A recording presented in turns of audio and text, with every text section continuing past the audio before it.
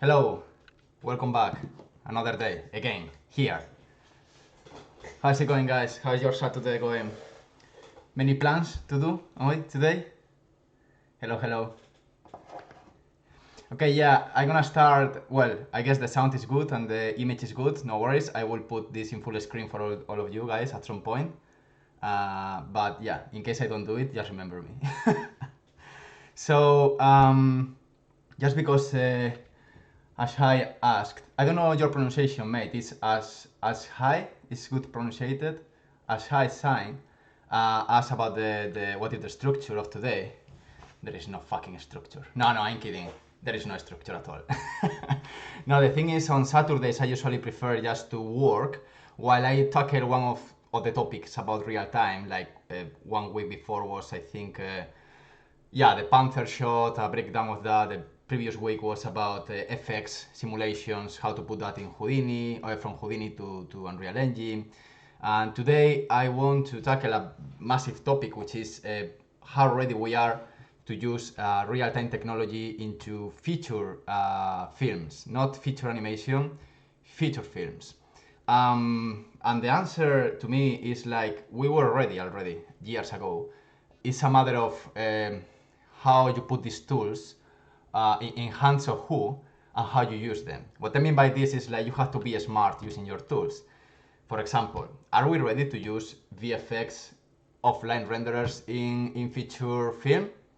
Same answer, depending on how you use the tools. If you put a close-up camera with a daylight in the front of a CG double, which is done in 2 months rushing, maybe we are not ready, neither in offline renderers.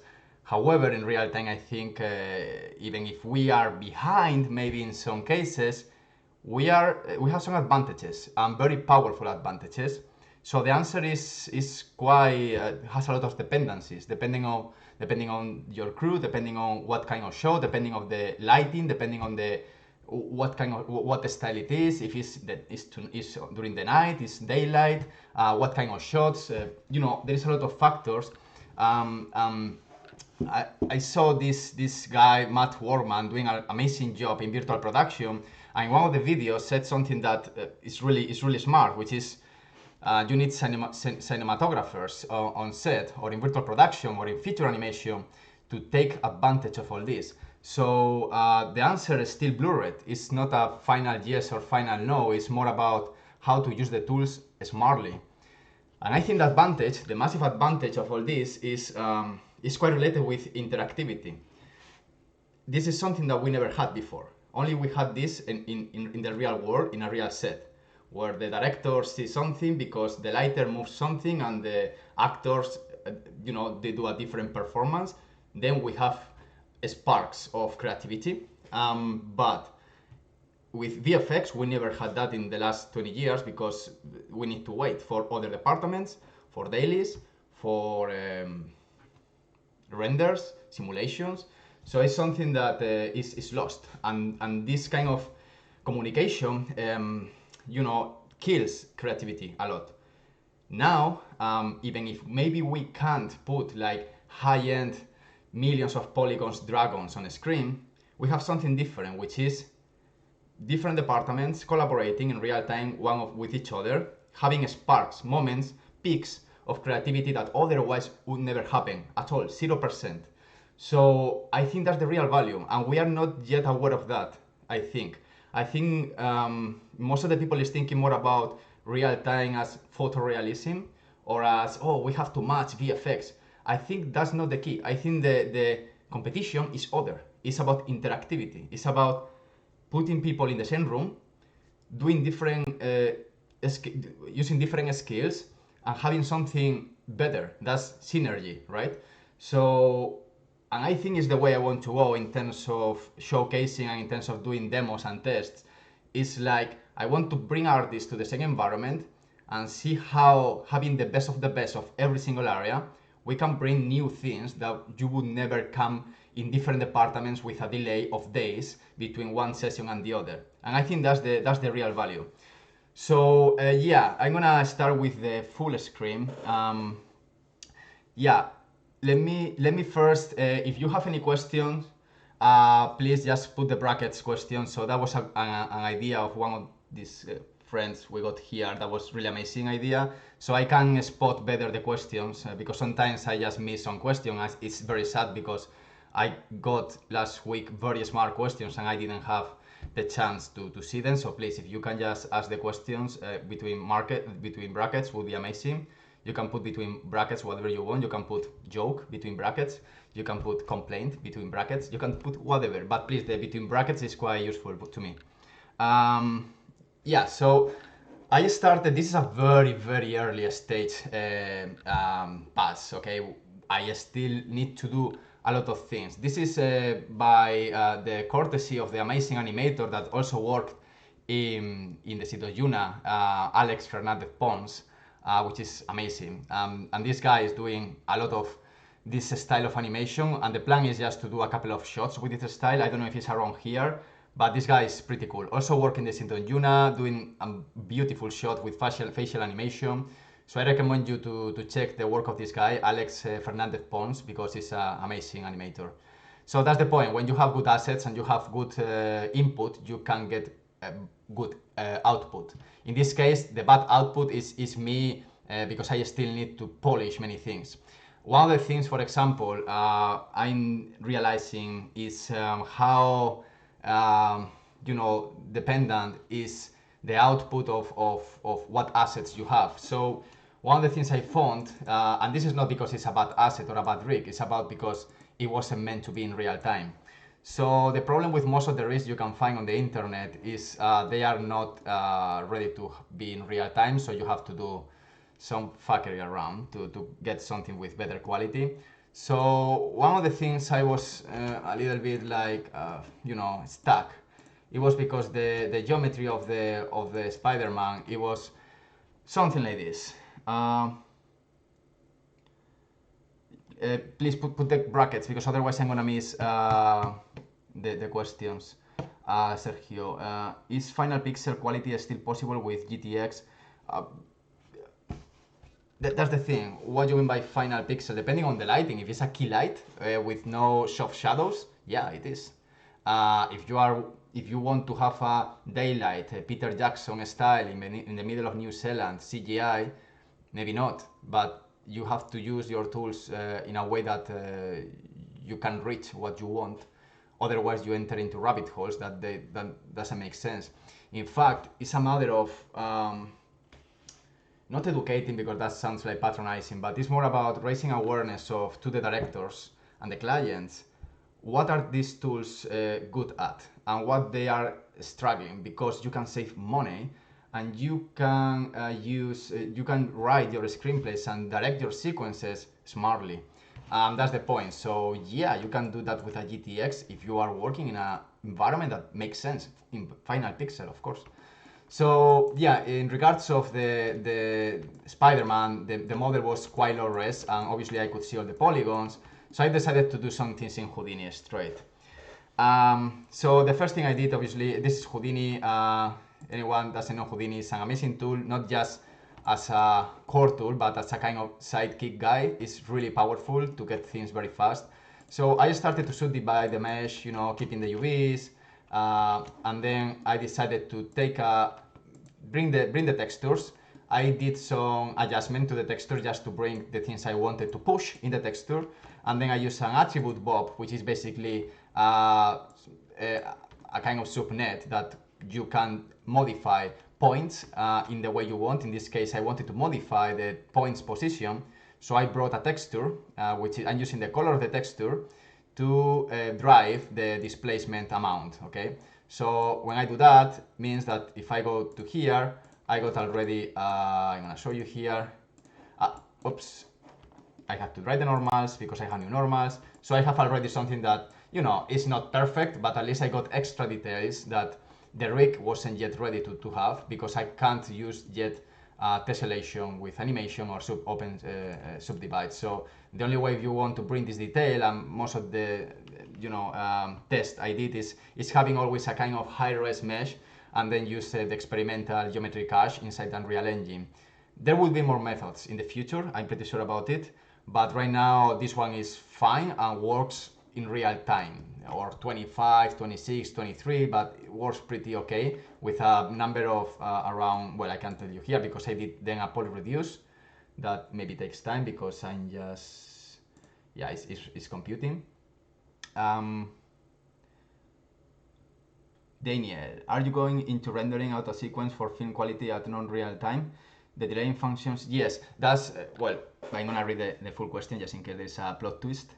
For example, if you want to control how long the engine spends frame. Yeah, today I was experimenting with that. The thing is, today is gonna be a working session. Today is not a structure class, it's more about, again, me trying to find ways to improve the shot, talk with you, answer questions, interacting, bringing ideas, brainstorming.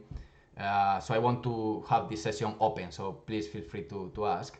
And yeah, one of the things I was trying to set up is low res, high res LODs, sacrificing the real time in the final output when I kick out the render. So yeah, I'm also cooking more than real time, cooking maybe 1 second or 2 seconds, which is enough per frame. I'm not finding quite a lot of difference between cooking or not cooking. It's more when I think you have like really heavy global illumination that is very, important in the scene, when you have a lot of bounces or something like that.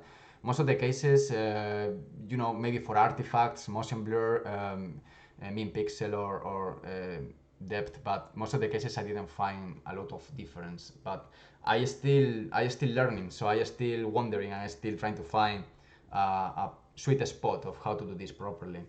Can you do this texturing in Quixel Mixer? Yes, in fact, I want to show you today. I'm gonna work maybe with Mixer a little bit. I don't know yet for what asset or how I want to tackle, but the road, this road here was made with the Mixer. But yeah, now with the new versions of Mixer, you can bring your own geometry, which is really powerful. At the end of the day, to be honest, if someone from Quixel is here, they did something amazing, which is mirroring what already Substance was doing, and that's really smart, and I like it. And I think it's a powerful toolset where you can just bring all the materials from bridge to mixer into your own assets using smart materials. Smart materials are materials that are using data of the geometry like curvature, ambient occlusion, and extra maps to get you a very drag and drop result in no time. For example, to do metal assets, wooden assets, characters. So that's very powerful. Cool. Hello guys. Hello all of you. Hope you are doing well. So yeah, then I reduced the model, so now I got like something around well, maybe not that. I think I reduced, but maybe not that much. 50%. Maybe it's the next one. Then I smooth slightly the mesh. Then I create the normals again. So yeah, it's almost 1 million of polygons and it's still running in real time, so that's amazing. So then I got the geo here. So yeah, if I compare the geo of what I got and what I export, I just had something slightly, improved in terms of having, extra details and stuff like that. Yet it's not perfect, but I don't have the time to model. Obviously a modeler this modeler work, but even with that you can just, do some trickery in Houdini to take these things. So later what I did is bring in the Alembic of the cache of the animation.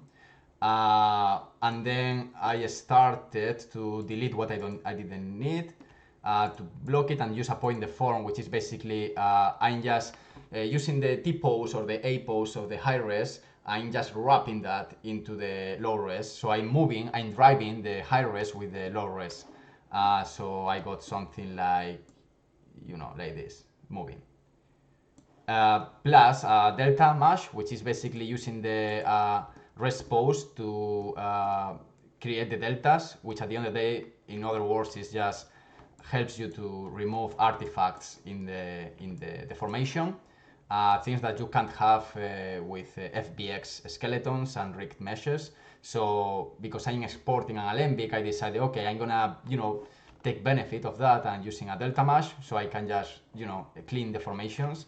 Also, if you are exporting an Alembic and there is no other option, it's cool to have some character effects like cloth, muscles, etc. So you improve the quality of your character.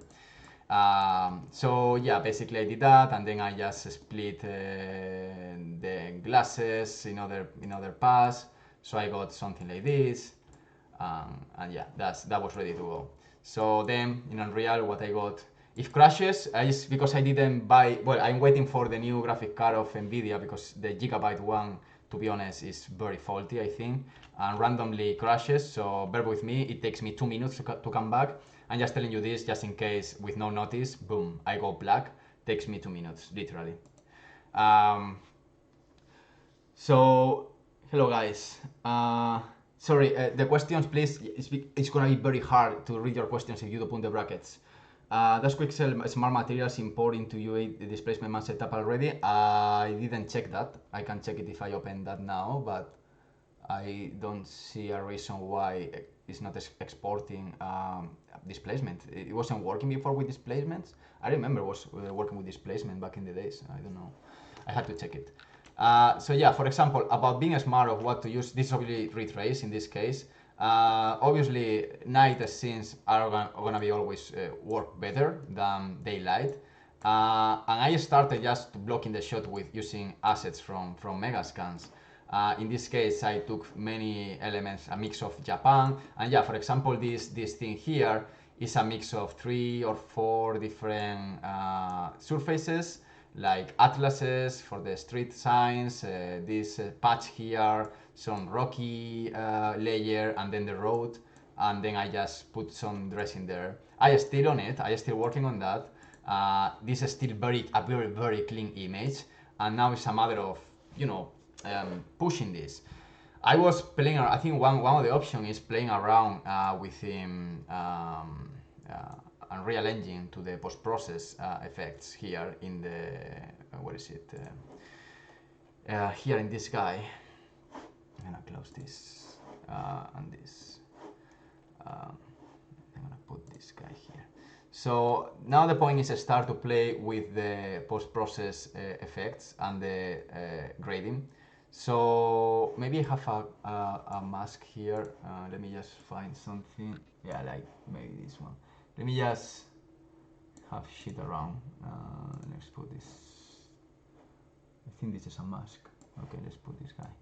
I'm gonna put a mask and I want, that should be okay. Just to start to dirt and to hide the feeling of video game, which is still quite there. But yeah, usually just try to match a physical camera. Yeah, you can use Datasmith. Yeah, of course. Hello, Macallista. I like your name. I know who you are, Miguel. Sorry, yeah, you are not anonymous anymore. So, yeah, what I was going to do is in this moment, I think, and then coming back to the topic about how to tackle this real time inside VFX, I think compers are gonna migrate sometimes inside the engine. Maybe not for the final grading, but at least for the comp, I would say so. The thing is, I think Epic Games has to maybe push that area so the transition between Nuke or Fume or other software is gonna be smoother than what it is now because it's based in these layers. I think we need something node based at some point, like blueprints or materials with these layers here. Because I have to say, and again, if someone from Epic is there, feature, please, we want node based for the post processes. I think would be quite useful and quite beneficial to bring compers inside the engine. So yeah, then I started just to play around with some stuff like lens flares, and then I wanted just to do a little bit of color grading. By default is ACES, so the ACES tone map is based in these parameters. So if I want to have another model different than ACES, I can just always do these things and trying to find something, wash out and things like that. So I'm gonna start playing around. One very simple trick I do to have that feeling of cinematographic, grading is going to the main, the global parameter, going to the contrast, and only changing this wheel, I can have just, it's the contrast is so, it modifies so much all the curves at the same time that with a hint of this, you got a grading already. So I can go to the classic, I'm gonna check what kind of blue I want, like something, there. And then I'm gonna contrast the reds a little bit more. So I'm just, targeting a more cinematographic, I don't know if with the quality you can see this. Yeah, I think it's completely something that could happen. And again, if someone from Epic is there, I think they already got that in mind because they are working a lot with the composer. But we love notes. We really love notes. You got already notes with blueprints, notes with materials. We want notes with grading because it's how usually we work in the industry, in Houdini, in Nuke, in many tools. So even in Blender. So yeah, please, that would be really amazing. So yeah, as you can see, I'm just, now looks more maybe cinematographic or more dramatic. Just changing the contrast of the global wheel. Hello guys, happy to have you all here. Today we are a lot of people, I see. Then obviously saturation is something that Hollywood in the last 20 years, since the superheroes are not happy people but they are now depressive people, we love to bring the saturation down. So yeah, just a hint. Maybe they're not the reds because it's quite Spiderman. I'm not super fan of Marvel or any kind of superheroes, but apparently they bring money, so we all want money, right? So let's push these guys a little bit. Why not? One day is one day, right? It's not a sin. It's okay. Then you can start playing with the shadows here. The gamma, something is quite cool just to, you can either go in one direction or the other, or you can tint the gamma maybe, because I got the blue, but I only want to affect the darks, the shadows. Maybe I just change this slightly. I'm playing around. Okay, cool. So we got something like that. Then I want to go to my lens. I'm gonna go to my lens here, the deer mask that I love always, of course. Oh yeah, Spiderman started as a emo motherfucker. Okay, so now I'm gonna change the mask. I'm gonna put this guy here. I'm gonna change the intensity to see if appears. Yeah, it's again. Uh, it's quite cool that you see how the dirt only happens in the lens flare. That's really cool. So now, let's see what we got. You see how now I'm sacrificing a little bit the real time. But well, we got something more or less around running there. One thing I want to do, yeah, a little bit twist, yeah. I want to do is the blueprint for the camera shake, so I'm gonna create a new folder. I'm gonna call this camera. I'm gonna create a new blueprint, which is gonna be my friend here in all classes. I go and I type shake. I'm gonna put this shake here. So this is gonna be my beautiful shake for all of you. That's a long name. So what is my beautiful, yeah, I already forgot the name. What is it? What is my window? Here is my window. And then in the sequencer, what is my sequencer? I don't find my sequencer. I want my sequencer. I have a little bit of a mess. Where is it? If someone sees my sequencer, okay. There we go. So now I got the camera here. I'm gonna track what I want to track. I want to track, camera component. I want to track a shake. What shake? My beautiful shake for all of you.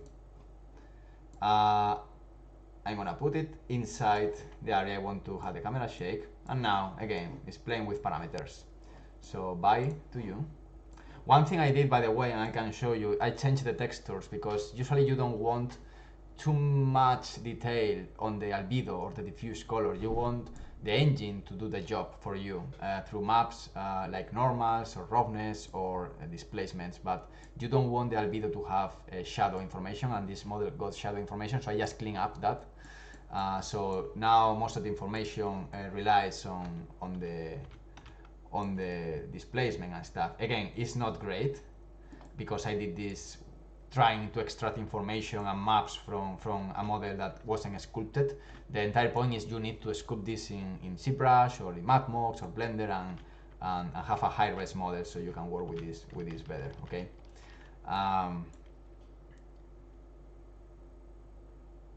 I think you can maybe bake them, Christian,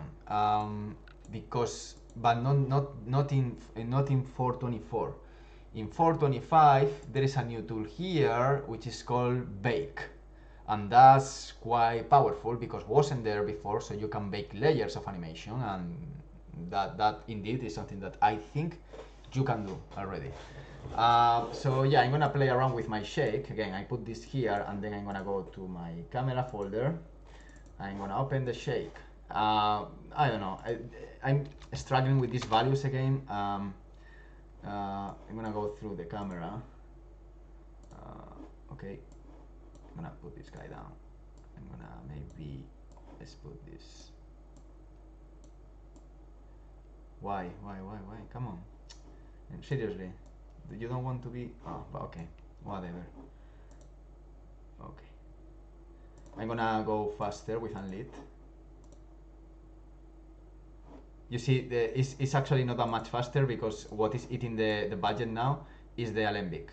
Okay, but that's not bad because means that the bottleneck in this case is coming from the massive 1 million polygons geometry because it's not optimized, it's not sculpted. If you sculpt again with a nice topology, these things would be 50, 60 FPS, no doubt of that. It's me trying to use and trying to recycle assets.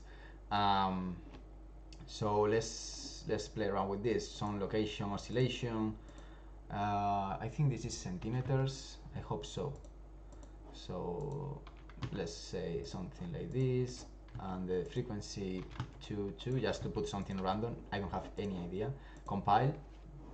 Let's see. Oh, okay. So let's put this 5. see. Okay, that's very low, that's very high. So because it's very high, I'm gonna put the amplitude to 1 in all of them. I think it would be even less. And the frequency 10 maybe, just to see if that makes more sense. Let's see. Okay, now I'm gonna change the sine wave to Perlin noise, so it's something more randomized. Let's see what we got. Compile. Okay, now the frequency has to be lower. So let's say 2, 2, 3, 2.1, just to break the pattern. I mean, it's a Perlin noise, shouldn't be a problem, but okay. This is very, I would change the frequency to 1.2. Most of the frequency happens in Y. Sorry, in Z. So this one has to be something like that, maybe. Let me try that. It looks like it's a mini guy walking there. No. Let's put this 1.1 and the frequency. I think it's actually. Yeah, I think this is better. Let me check. Okay, that's subtle. That's okay. I'm gonna read some questions. Have you played with rendering from Daniel? Have you played with rendering from sequencer with objects that have warp position offset? The warp position offset seems to play in real time, even though the animation is not output at real time, causing frame jumps. That's a good question. Ruben Diaz, which is a supervisor at DNEC crowd, it was we were working in the city of Juna, bringing crowds in real time. I think the number was 10,000 guys in real time. He found some problems, and I mean, me too. I think you have to do a clamp. So the value, because now you are doing texture deformation, the value has to fall into the frame, and if just you have to be careful first thing with putting the first keyframe of your texture reading in 0 and knowing that the number of pixels that you are deforming ends in the same frame of the pixels you have. I don't know if that makes sense. At the same time, you should put a clamp in the material, so it falls a little bit out 23, 23.1223 blah blah blah. It's gonna clamp to 21, so you know that every single frame falls there perfectly. So that's a little bit the investigation I did.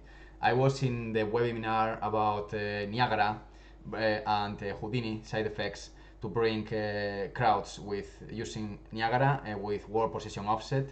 I think the massive problem, and I don't know if Ruben is here, it is motion blur.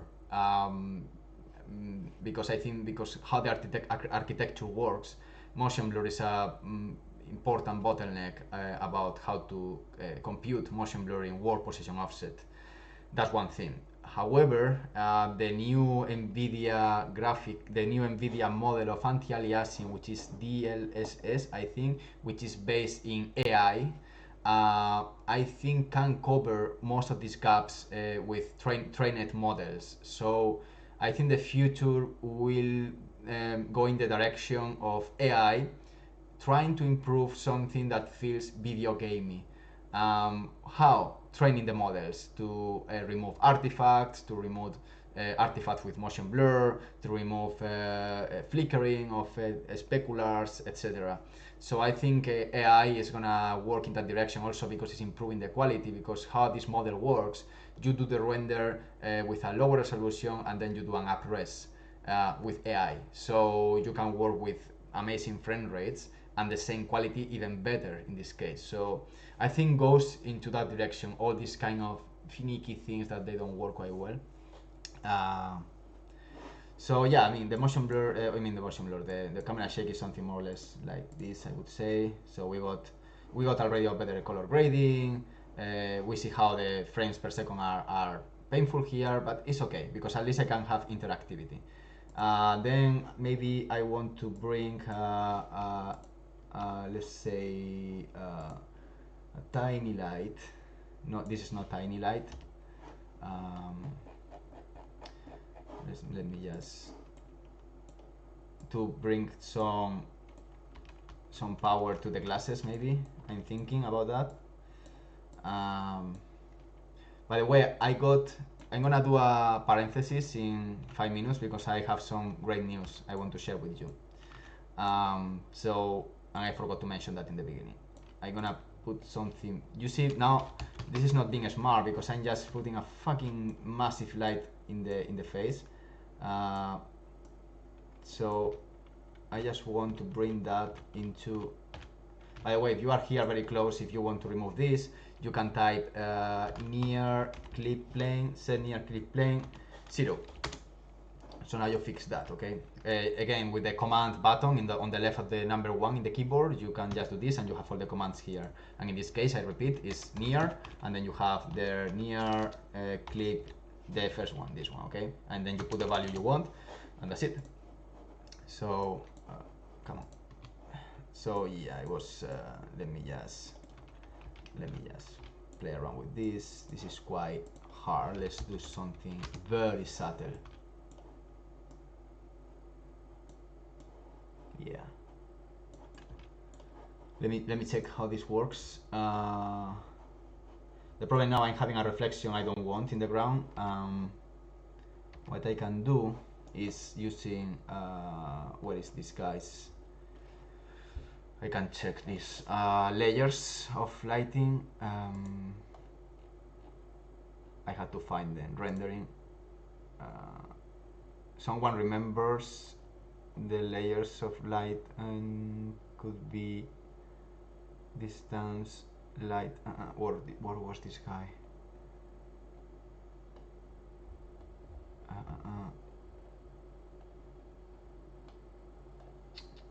There was like what I need to remember what was the name in Unreal, like lighting channels. There we go.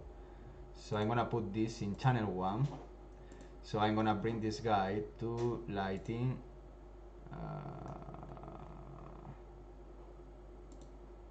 Channel 1. Oh. Huh. Why? Interesting.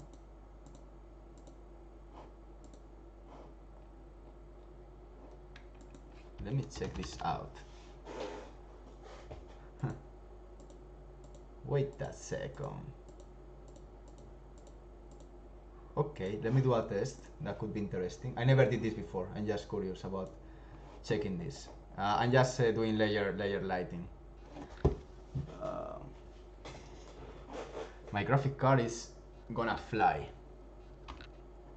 Let me just put this guy, this box, close to the light.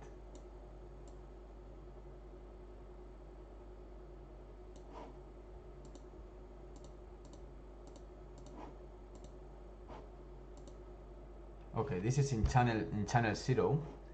My box is in channel 0. Okay. If I go to channel 1 and I put my light to channel 1, it works. However, with a geometry cache, I'm gonna put my light in channel 0, it lights this. Okay. I'm gonna put the light in channel 1. I go to my geometry cache, channel 1, and doesn't. Or maybe it's because it's reflection. No. Okay, bug detected. Unless there is a magic answer in the chat. No. So anyone from Epic? I'm gonna use these webinars as a shopping list. Why is not working? No, but this is strange. It's not working. Because it's a geometry. It's a texture. I had to check that out. I wanted just to have the light only in the. Anyway, so we got the light in both places. Whatever. But obviously not this amount. I want something very subtle. Let's say. But yeah, as you can see, this should work per layers, and for some reason it's not working by layers, which is sad. And let me try to find the point I want the light. Around there. anything lower. Okay, I'm gonna do this bigger. Okay.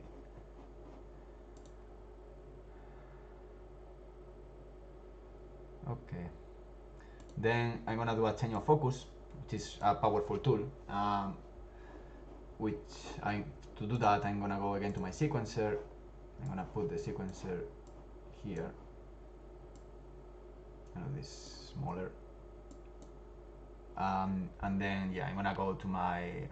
I'm gonna change the aperture to maybe 1.4, and the focal length is gonna be. I'm gonna start like. Oops, silly, naughty. Okay, we start around here. We go. Let me remove this guy. No, what is the? Okay, this guy and this guy and this guy. So I got the focus like in a, like around how many centimeters? 70 centimeters. And then around here I'm gonna create a new keyframe, which is gonna change the focus to the character. So we got some cinematography there working. Cool. And then I can do another cheap trick again, which is I'm gonna change the I'm gonna set my focal length like something 40 first. Let me see if I don't see anything weird. Cool. And then at this point, after the shaking head, because there's an intention, I'm gonna create first. Let's say with the transform. Here I'm gonna start. Oops. Oh, okay. One thing. I found another bug, which is when you got the camera shake on a layer, if you start creating keyframes, it screws something. So I can put the camera shake later. I'm gonna just put it to the right, and that's it. Please, guys, put the questions between brackets. It's quite important. Now it's fine because we are not asking a lot, but it's a little bit it's better to me. Misha, how are you, ma'am? Question: which commands do you find most useful right now? The set clear, the set near clip plane. Then all the switchers between global illumination. What else? Ambient occlusion. I put it on in out. It's more what. To be honest, the answer is most of the post-process effects, because I don't want to go to the camera. I usually go straight to the command window and I just put ray trace on, off, ambient occlusion, change the values there. So you got like global illumination, and then you can hear all the different options. That's more or less. It's more about post-process, but maybe there are so many nice tricks around, and I would like to know them if you are using them, because I still again no learning about the commands and the console, so it would be great to know more. So yeah, what I wanted to do is around here. My transfer is gonna be here. Okay, and then I want to have some little bit of intention there. Wait, I want my camera has to end here. Let me just remove any extra seed information I don't need. Okay, so let's start here, more like this. Okay, and then let's finish just to block what is my final frame. I'm gonna do a slightly a turn around so we can just have some intention, but I will modify this. Then I'm gonna keep going. Oops, I don't want to show that. I'm gonna keep going like that with some air. That's okay. It's a very shitty move, but okay, whatever. I'm gonna keep going like that. And the final, I'm gonna keep going like that. I think maybe, yeah, something like that.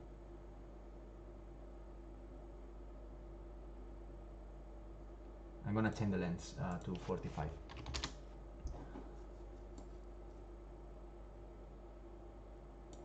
I don't like the turn around. I need to go completely straight. So I'm gonna go closer. And then here I'm gonna start more here and here.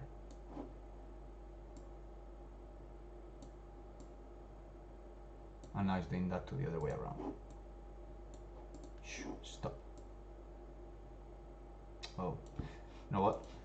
Sorry, I got frustrated by this and I don't want to do it back. Because if you do your camera back from the beginning, that's not good signal. First I block something that goes more or less straight until a point that makes sense. I'm gonna do this completely linear.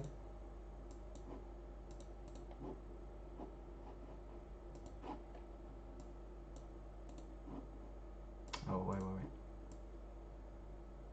Okay, whatever. Okay, that makes more sense to me.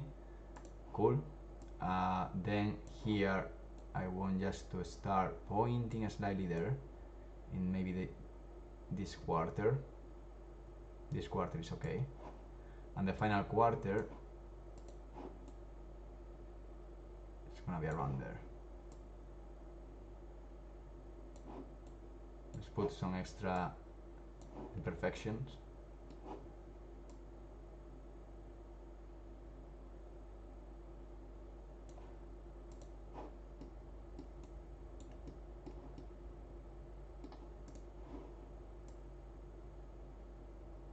Okay. Yeah, I'm not gonna rabbit hole too much. I'm gonna put my camera shake again. Okay, cool. So now we got an intention in the very end, like an enemy is coming, and we have a change of focus as well. Cool, get in there. Question from Manoj Paramahamsa. Can we adjust the rings from the lens flare in our desired position? Now this case is not in the face. I mean, you can adjust the rings with the light position. Otherwise, what you can do, let me just go to the camera. Like, yeah, I know what you mean.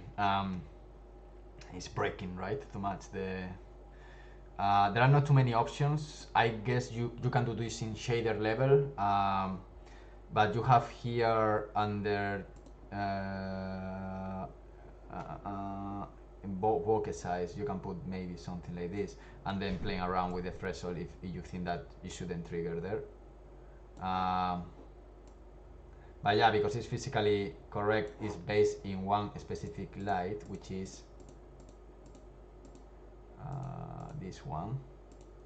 So maybe in terms of keeping the things that make sense, let's put, let me see how it looks in other moments.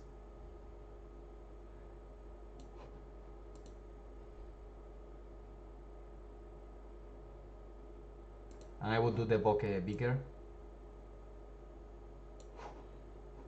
Then you can change the blades of the bokeh in the camera properties and other stuff. And I guess you can plug your own texture, but I didn't do it in this case. So I would change the size just to don't distract too much. And the threshold maybe just to keep it constant. Oops.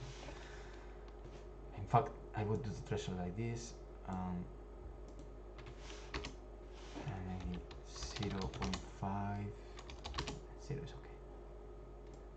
It's just because the deer is also quite high. So I'm gonna put this.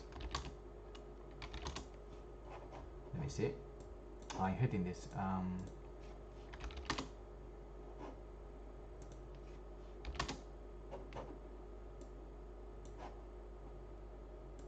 Around 100. That's okay. It's washing out too much.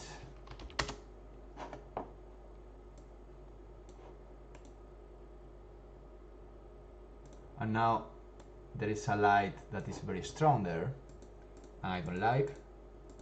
In fact, I think this one is better, and this one is super annoying. I think it's better like this.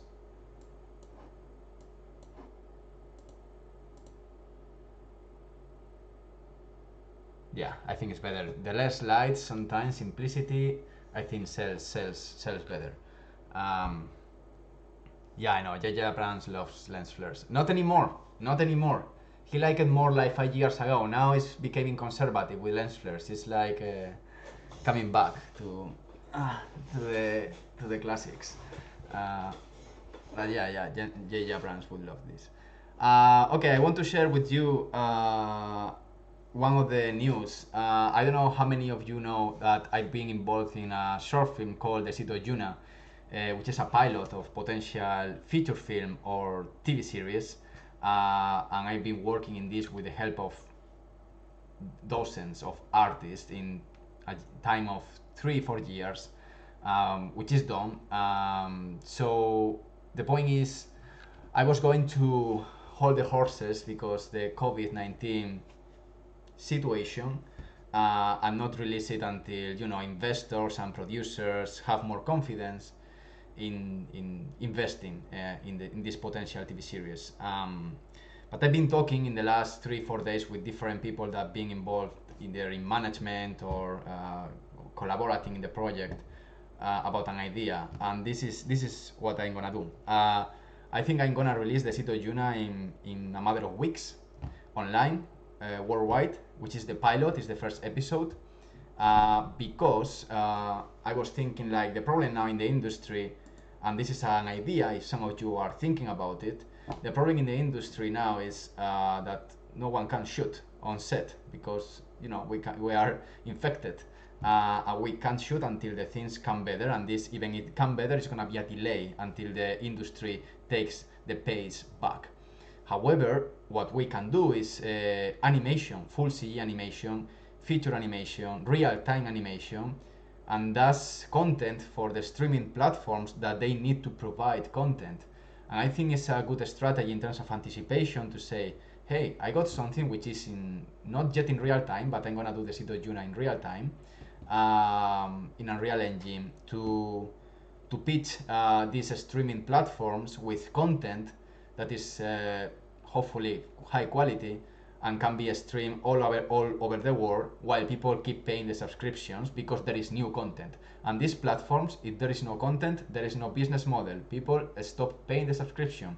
So the only way you can prevent that is if you offer them content. And I think now these tools that you can work in real time, you can work in collaborative environments. I think is the way to go. So that's the plan. Just keep your eyes peeled because in a matter of weeks I'm gonna push that, and that's the plan. So yeah, that was the news, and I'm very excited. I got like a lot of good feedback about the plan. So we are just setting everything, setting the press kit, the media, and all the stuff, and we are gonna hit online very, very, very soon with the idea of a first pilot, and then just open that to potentially either feature film or TV series, depending on the trust of the different investors, and let's see. So that's the plan. So I'm plotting a lot. I'm always plotting, and I've been talking with other filmmakers, and they are quite into that. And seeing again another either filmmakers, cinematographers, screenplayers, artists.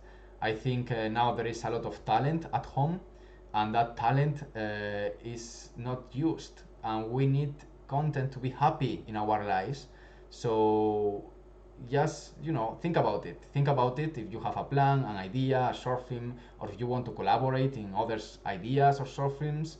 At some point that's gonna be invest, and people is gonna put money because we need that into the platform. So I think that's one point. um, Thank you guys. Thank you. Yeah, I'm gonna go for that. Yeah, cheers, guys. Yeah. So, okay, I'm gonna jump to show you Bridge, sorry, Mixer, because I want to play around with that. Also because my graphic card is creating heat, and if you don't believe it, I'm struggling with this. 27 degrees. My God, why? I'm gonna go to Mixer. I didn't play too much with the new Mixer, but I'm gonna learn with you. I'm gonna read you a little bit.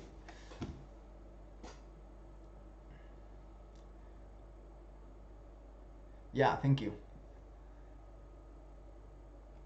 I'm looking forward to. Trust me, it's been 3 years, 4 years. One of them working at home, and it's interesting because in this situation, most of the people is I don't know what to do at home, and to me it's like I've been 1 year at home between ILM job and double negative job. It was because the Sido Juna. I left ILM because I wanted to finish the Sido Juna, and that year was being at home, like all dude feeding the pigeons in the park, having a cycling in the mornings and then working another 12 hours at home, like wired to the screen. And I found that quite, sometimes overwhelming because the amount of work we are talking about, almost 200 shots to be a short film is 13 minutes. It was 17 minutes and I had to start cutting because we did some test screenings and stuff. Anyway, it's a lot of work, it's a lot of time. And I've been 1 year working like that. Then I came to DNEC, and after 6 months, I come back to working from home. So it's like, welcome back to the to all the classics. And here I am. I'm ready to do another working from home Sido Juna TV series or full or feature film, depending on the odds. So let's see. So I think I already maybe I maybe not. What is my new mix? Whatever. Yeah, I think 2K is okay. And oops, okay, untitled. So yeah, the way I did, I got already some assets. I did the road here, which is this one. Uh, how can I see? Actually, no, I don't want to show you that one. Yeah, well, this is the road I did. Uh, but yeah, it's based in 3 layers, but I want to show you something layer based. So I'm gonna delete this guy, and then I'm gonna add from my local libraries things I got around, like for example, let's say this is part of, well, I love this one. um, so yeah, this is part of Quixel as well. So okay, let's see what we got. uh, I really like the asphalt. I'm gonna come back to the asphalt, and then I'm gonna put things on top. I'm gonna add a new layer. So I go to my local library. I'm gonna see what is in rock. Let's see something like, yeah, maybe something like this. And now I can start blending these guys here with the threshold. I'm gonna change my place. So in display, I'm going to go to skybox. So now in a dresser or something. No, I'm going, okay, not the studio. Let's see. Do you want to go to Italy? Now it's a little bit empty, right? Sad times, right? Do you remember where was people in the street? So there we go. We can see people in the street from our home. Um, okay. I think this is too much.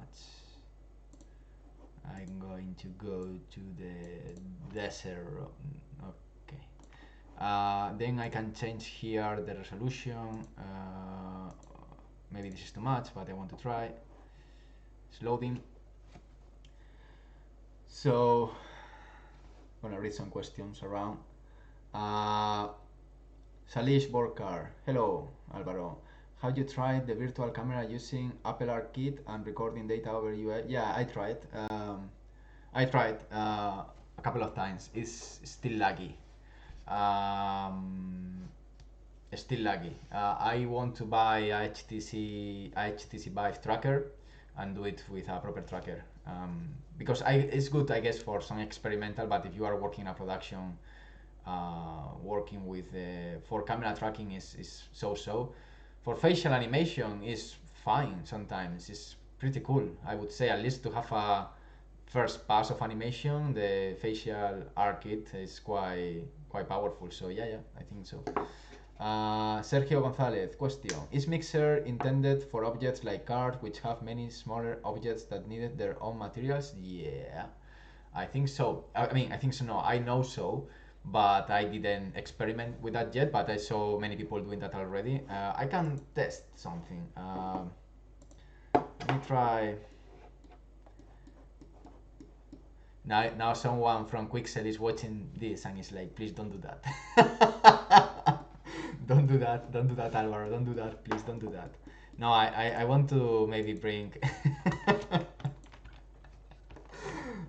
wait. Okay. Let me check. This is too much geometry. I don't know. We'll see. You have to try to know. Fail fast, win fast, learn fast, but you have to fail. Cheap philosophy on Saturdays 5 p.m. You want more philosophy? I have many philosophy around. How can I bring Alembics? I'm finding some bugs in the OBJ exporter last time in Houdini. I don't know why. It's very strange. Desktop, because desktop is the best place you can save things. Let's say Spiderman. You think I'm gonna recognize that? I think I'm gonna recognize that. Am I writing UVs? I would say so. Cool. I'm gonna save that to disk. Let's see how this works. I never tried, bear with me.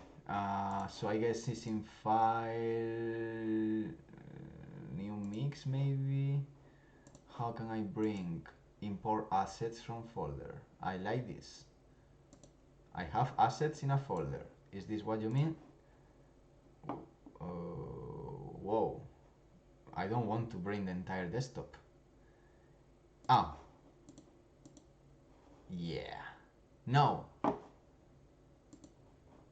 Someone used a bridge before this new version. I think so. I think Paula, which is there, used this. I want to know what is the fucking importer. Import assets from folder. But I don't want all the fucking assets, dude. Okay, if that's the case.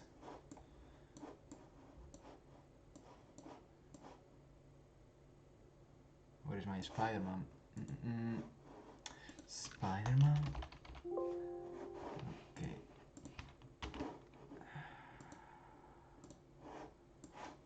Let me just put this maybe on test lightings. I own it, guys. Bear with me. You can grab a tea. Let's chill, okay? No rush. Saturday. Don't push me. Spiderman test. Let's see. I'm gonna paste this. I call it Spiderman. I think it's better. Spiderman than Spiderman. Okay, so now I got this. I'm going to bridge again to my Las Vegas road, Nevada, and then I import assets from folder. I think this is the way we want to go. Ooh. Nah, what? I'm being very dumb. It has to be something very simple. I'm gonna read the comments because someone knows. You think FBX, okay. Setup models in setup.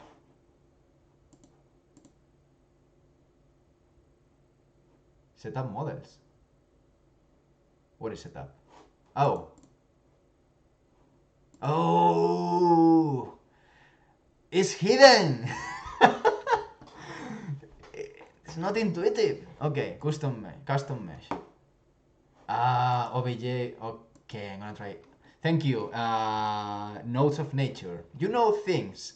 In the Wednesday class, you knew things. Who are you?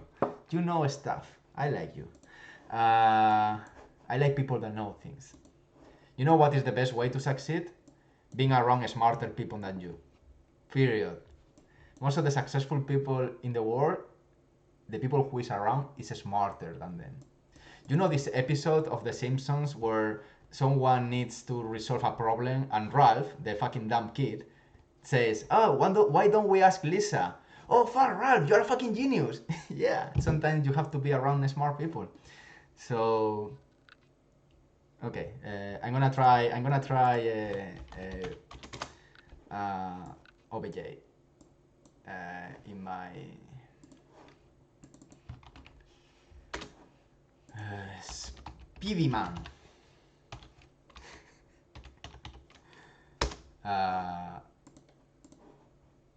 Oh, this is gonna be painful. It's gonna. Oh shit, this is gonna be painful. It hurts. No worries, Paula. I'm just dropping questions. Okay.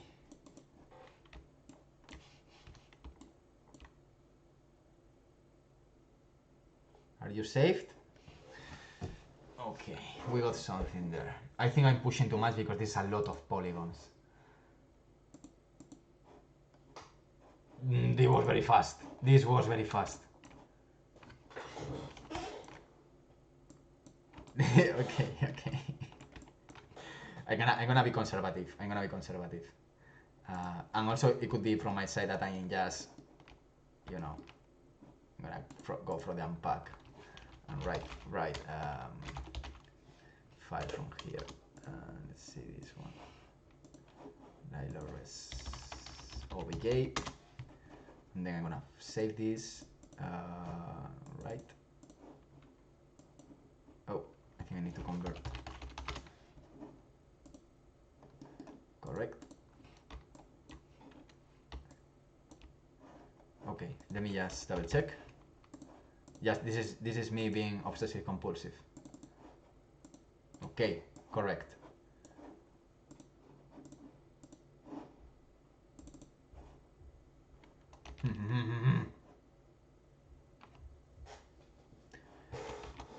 I want my...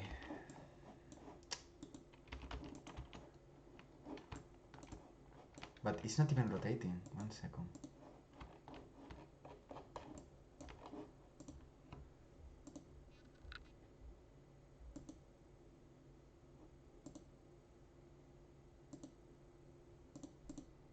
Why now if I go to 3D asset I can't even see the...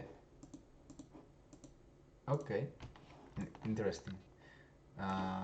What is going on? Because custom mesh, I want my custom mesh, dude. Okay, whatever, I understand. Still beta, okay, beta. What I want to do, I want to do a very quick thing. You think it's a scale issues? You think if I scale that, let me check what I got. You think it's the scale? But I also lost the the menus.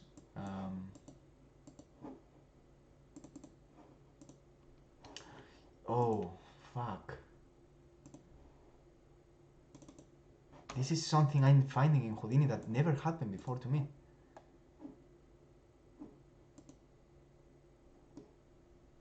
Okay, well, I'm gonna do one thing. I'm gonna open Alex scene. I'm gonna bring it from there. Huh. Yeah.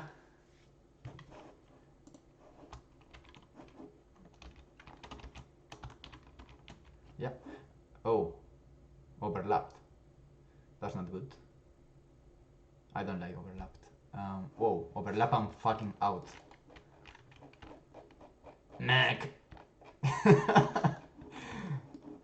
Okay, no worries. I wanna figure out something.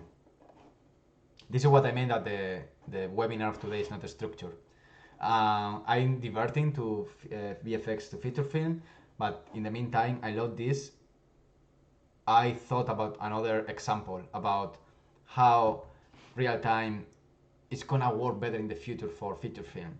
So imagine you are in a jazz jam session, In the way we work now in VFX, is like one guy play the trumpet, and the other guy listening the trumpet, 2 days later plays the saxophone. Another guy, 2 days later, with all the two instruments together, plays on top the piano. Another guy plays the violin, whatever, the drum, whatever. Obviously, yeah, you can do a nice piece of music, but you lose the communication. Real time is offering you a jam session in real time. Maybe the instruments are not the highest end in terms of quality compared with ray trace offline rendering, but you are playing nice music in the street with all the musicians together, communicating, looking at their eyes, saying, I'm gonna enter now, I'm gonna play the guitar and do a solo here. I take my pace, I change the tempo, the pianist just go crazy, and then the saxophone just match the piano. Think that in terms of filmmaking. The actor in a motion capture shoot is interacting with the cameraman is communicating with the lighter communicates with the cinematographer tries to bring the story higher and raises the stakes. You are gonna have, and this is something I already experienced at the neck. It's something that when you work with these environments, you find moments of, fuck, that's amazing, let's move this, let's move that, oh fuck, I'm gonna move that there, fuck, now the shot is way fucking better. How much time it took? Like 10 seconds. So keep in mind that if you are working with real time, don't get obsessed about photorealism. I would be more obsessed about storytelling. We can improve this. I already did this kind of promotional shitty video with myself about how this improves to tell stories. And I'm gonna repeat this many times because it's completely true. So again, if we raise the awareness that this is a tool not just to create photorealism, which is gonna be, and sometimes it is more about telling better stories, and I think that's the entire point. So I'm quite now focusing creating workflows between, again, I still in Maya here, but the ecosystem I think lands in Blender, Unreal Engine, Mixer, maybe Nuke. You have non-commercial license in Nuke, where you can have everything connected, Houdini, and all this interaction happens in real time. So you can jump with the remote sessions into a Unreal Engine scene, and you can have like 3-4 participants working there just to prototype, again, the 80% of the quality of the shot. Then the 20%, I agree that people has to be isolated and work with their pace, their music. I don't want to talk with anyone, but you can hit the 80% of the quality of the shot in a couple of hours of a collaborative session, and you're gonna have sparks. I see that in that way, having sessions in real time, and then the rest you can do that by your own. So with the mix of both things, the quality of your stories are gonna be way better, obviously, no brainer. Thank you guys, thank you. And thanks a lot for the support. I know I'm repeating myself, but I mean, one of the amazing things it happened to me, and maybe I sound like a fanboy, is like the director of Grease and Blue Lagoon reached out me to tell me congrats, this real time is fucking amazing. And this is a director that is part of the history of filmmaking. So if we bring directors into these environments, we are gonna have opportunities of raising the awareness and having smart people inside this. At the end of the day, what we need here is people that understands better and people that is brave. I found something interesting with real time. This is not a land for cowards. I know it sounds aggressive, but it's interesting. Why it's not a land for cowards? Because every 3 months, the technology is gonna change. With AI, real time, everything is gonna change quite fast. If you are someone lazy, or let's say scared about change, you're gonna find quite difficult to catch up with this. Me, myself, everyone.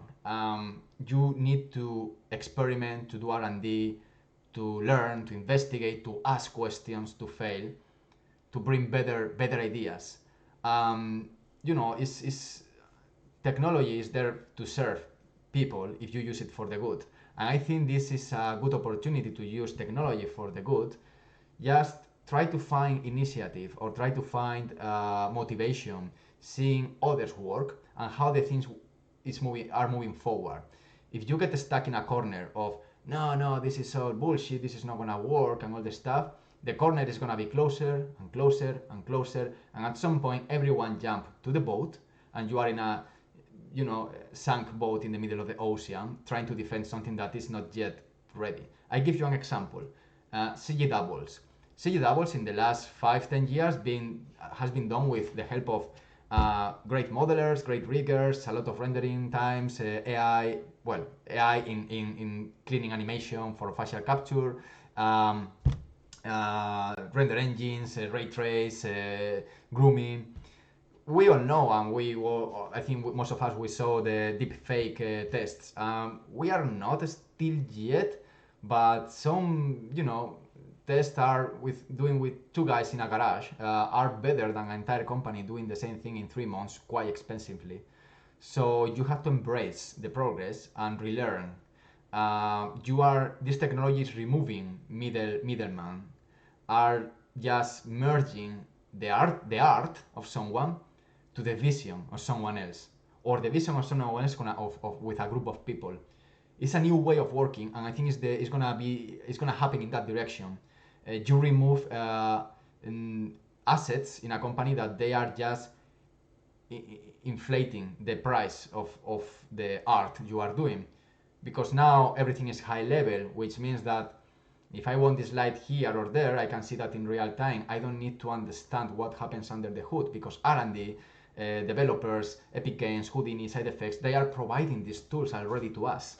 And they are going to keep doing that because it's a growing market. So at some point, the idea is to have a one-on-one communication with the vision of someone to the art of someone else. Obviously, we need people to support all this technology and to create tools. But I see a lot of good initiatives and progress into that direction. Remember that the guy that won SIGGRAPH 2 years ago, I think 2 years ago, including in the same SIGGRAPH was ILM, was MPC, etc. The guy who won that, it wasn't a big company. He was a dude that in his fucking room with Xsense, the motion capture suit, ARKit with an iPhone, and Unreal Engine, did a real-time motion capture with a baby, transferring all the animation into a facial capture animation plus body animation plus real-time rendering. And this guy did this demo, was so mind-blowing that won the fucking SIGGRAPH. So it's happening already. So it's no land for cowards. It's only land for people that wants to be there. And I think that's going to be the direction. And it's really exciting for directors and storytellers. Really exciting. So, yeah. As you can see, I don't want to work too much today. Yeah, render quality is not the point. At the same time, I have to say that, of course, many clients want render quality. But that's why I very insisting in the point you have to explain to the clients that, you know, you can do this now. You know, okay, we can do this as well. Yeah, we can do ray trace, high-end. We can do another Star Wars if you want with the quality high-end. But do you know that now we got these tools? You know, we can work from home using this. You know, we can deliver faster because it's real time. You know, we can have interactive sessions with the directors, and directors love this. So if with this kind of you know, at some point they will know, and when people know, start to use this knowledge for the good. So that's my point. Okay, stop talking, you fucking cheap philosopher. Okay, I'm gonna take all these guys. I'm gonna go back to Mixer. So I'm gonna just remove the skin. Okay, I'm gonna do a snapshot. I'm gonna risk here merge this. Okay, there's my pivot. Okay, I'm gonna clean the history. Okay.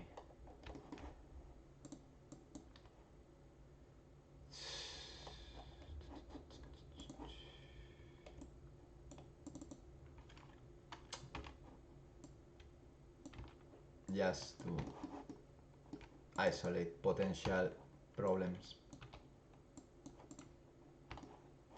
The overlap, I'm gonna leave it. Who knows? who knows? You have to risk. Okay. This is gonna work for sure. But not in this one. I had to reset bridge, I think. Question from Manoj. We are stuck now to complete 2 Indian feature films and we are supposed to shoot in Italy and San Francisco. Anybody out there can support with existing assets to shoot virtual production? Existing assets, if you are working in VFX, why don't you use Megascan's assets? They are under the license of free use if you are using VFX. And those are a library of how many? 10,000, more than 10,000 assets. I think it's around 12,000 assets. That's a lot. Or you mean assets like people? If you have jobs, you have opportunities. I got this Slack channel where we are a lot of people of real time, really good people and professionals. So I'm gonna leave you here the link. What is it? I'm gonna leave you here the beautiful link. So either if you are looking for a job or you have an opportunity, please go to the Slack channel and we got a channel which is called Jobs. There is no brainer. Go there and just offer your opportunity or say, hey, I'm available, show your reel or show your work, and people is watching. People, I know already there is really good people there, so you know, it's a good opportunity for all of you. Yeah, exactly. You don't need permission. It is true that at some point it would be nice if people pay for the things we do, because it's how you exchange in a free economy shit, right? But the truth is, in order to gain that trust, first you have to deliver something. Otherwise, this is like cheating. If you say you have to trust me, well, I'm gonna trust you when you behave. So you need to rely first with something that is visible, and then you can pitch and you can say, okay, we can invest on this. I like your idea. I like what you are doing. So start producing. Nothing stops you. Everything. You have a lot of free tools or very cheap tools. So no excuses, guys. No excuses.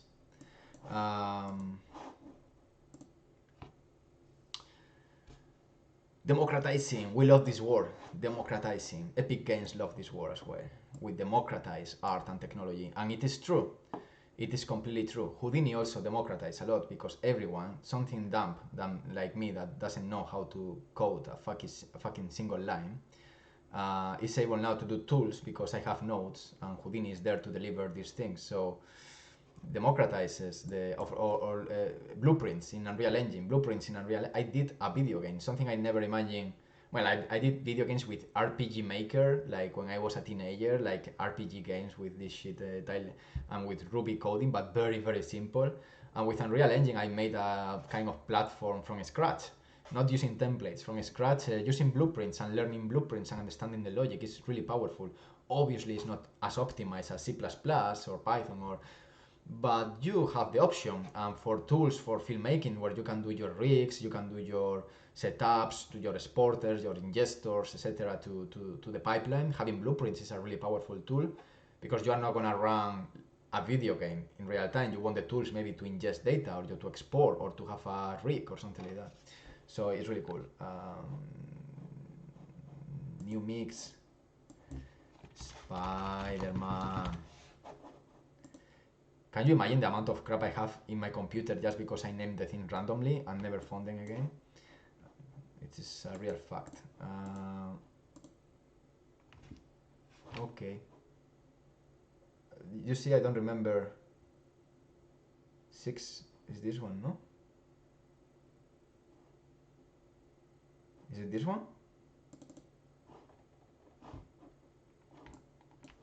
Ooh.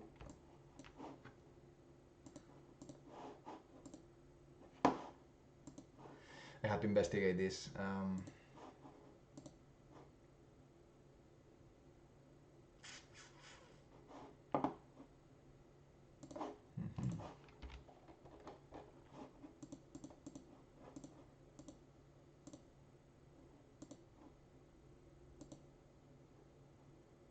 And then I do this and disappears. Okay, I need to investigate this. I'm gonna come back to the Unreal Engine because I want to keep going with the dressing.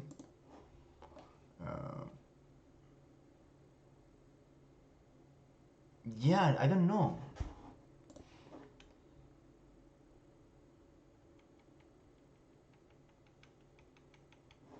Well, what annoys me is I have to debug more and more. I have now to close and open.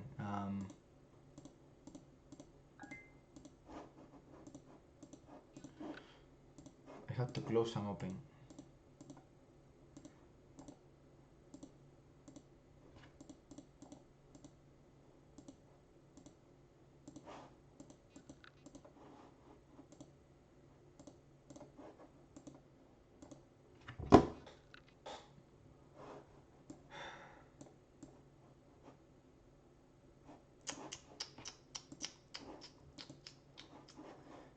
Naughty. Oh, wait.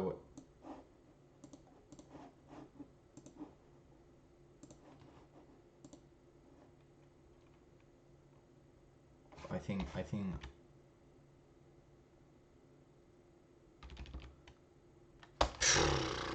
Okay, sorry. First lesson: don't name the things with silly names because you commit silly mistakes. I don't know if someone spot what I did.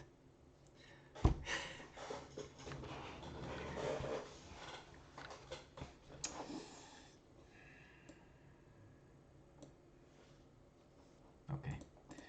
Yeah, projects. I don't mind. Yeah. Okay, cool. Okay, only one chance. This is gonna work for sure. Oh, you know what? Notes of nature. I thought you said this is gonna work for sure.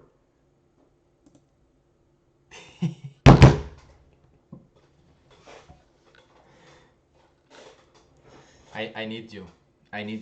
I got like two kind of angels around. One is Daniel, another is Adrian telling me about the screen, and now I got Notes of Nature, which is providing me sharp knowledge of my stupidity. Thank you. So, okay, cool, super happy. There we go. Beautiful. You think might work with the... Okay, now I'm...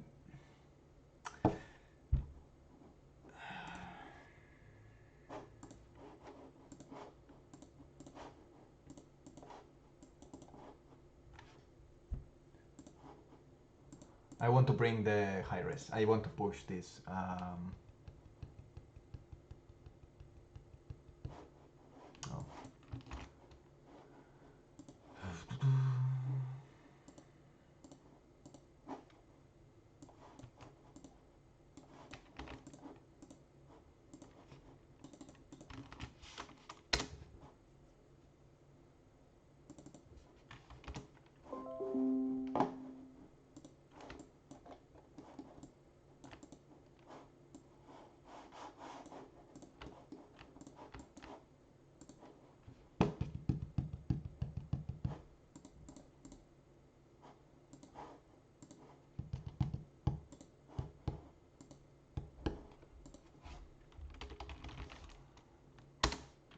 Cool.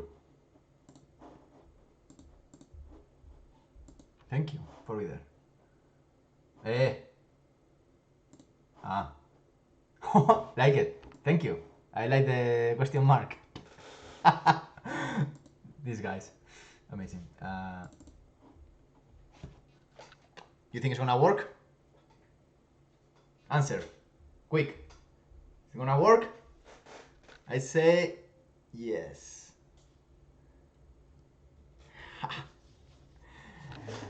Nice. Okay.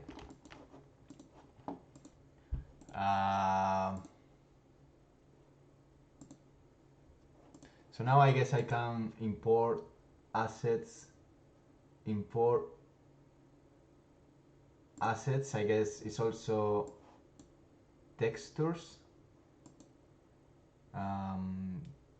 So come on. So Unreal Engine test assets, marble. Let's see. No, in source images. Images. Then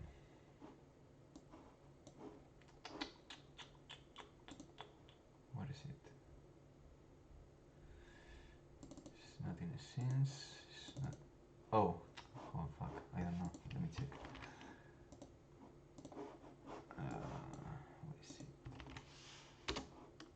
Okay. Yeah. You think this is gonna? I have to investigate this better to bring my. Because I guess it should be in my local library, correct?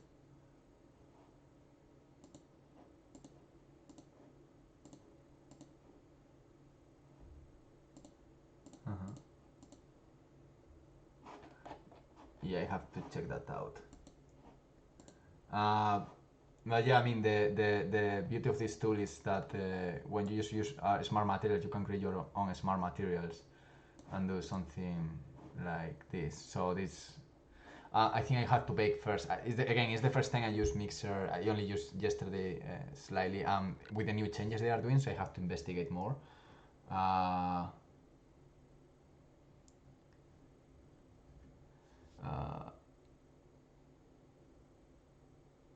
Yeah, I have to check the exporter in Houdini. If someone spots something I'm doing wrong, but I never. Yeah, I'm always finding bugs. I don't know what is good with the exporter. I think. Well, it takes time. Okay, because it's smart material and it's a lot of geometry. Okay, whatever.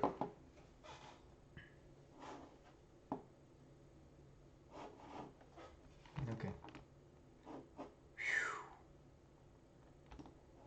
Okay.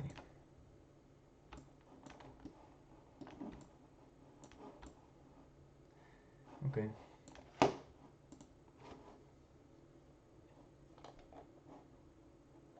I want to try something with scratches because I think I need to bake, and I don't know if because in Substance you have to bake first the curvature, the ambient occlusion, so then it's used that in the smart materials. I don't know if the smart materials maybe are working in real time. And to be honest, just no, I want to use this one. What the fuck? I want to just find something with the scratches to understand if it's how it is. Oops, come on.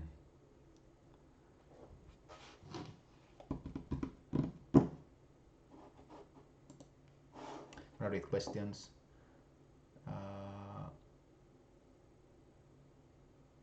Saludos a Ecuador. Andrés.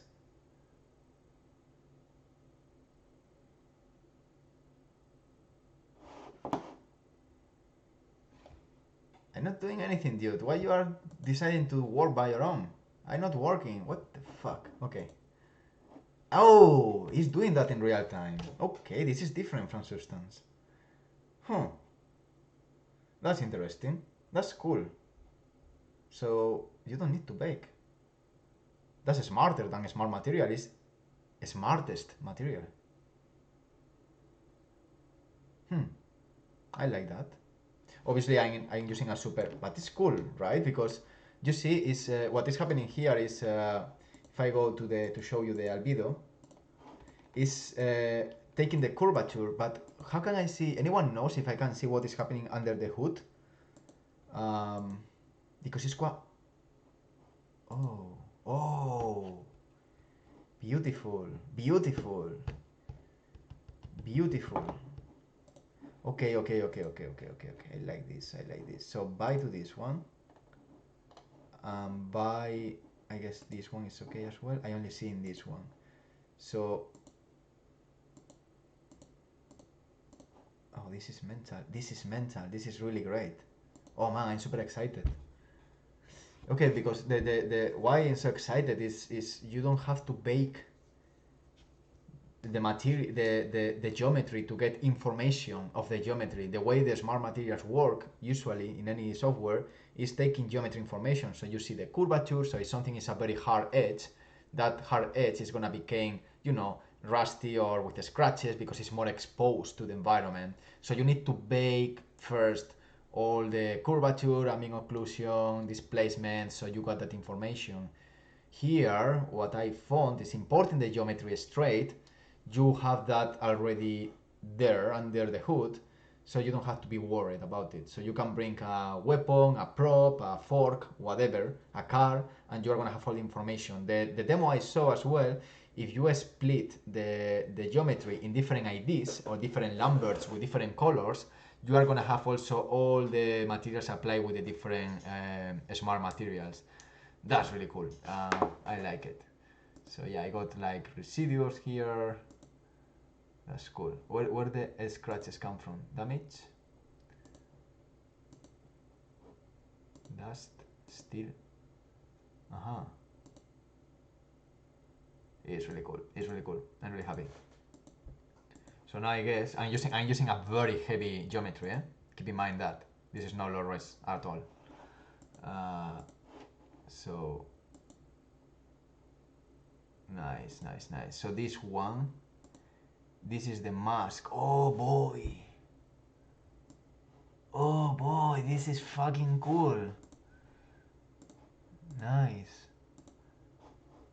So I guess, look at this.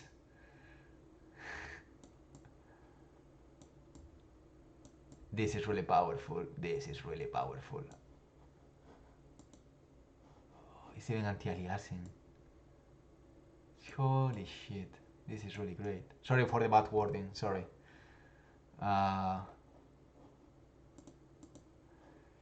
So now my question is, how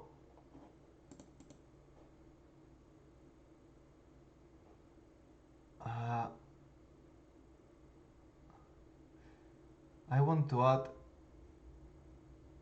a paint mask. Correct. And this paint mask, I want to use, I mean, I can paint this of course, but I wanted to bring a texture. And it's something maybe I can't do now, because I don't want to waste too much time, but for sure it's part of the process. I had to learn that. Here my Spiderman is flat. I guess I can paint here and then, oops, and then come back if I want to paint in the UVs. Where I did that. And then my Spiderman has a little bit of problem in the face. That's really cool. I'm really happy with this. So I guess also I can do a let's say I don't want this. I guess also, even not being smart, I can use dumb materials. I can use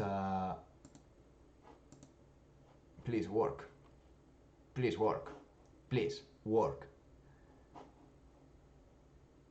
Oh boy.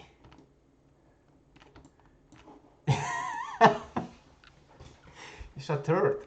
What the fuck? Oh, that's cool.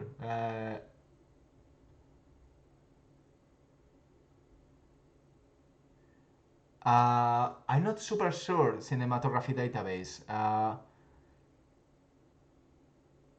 Yeah, I'm not sure. I just, in the same way, this is the second time I opened the new version. I'm just seeing how this works under the hood. So I need yet to go deeper and investigate. The thing I'm quite surprised is how high level is everything. So you don't need to be worried about what is happening under the hood. You bring your model and everything is baked for you, for the smart materials.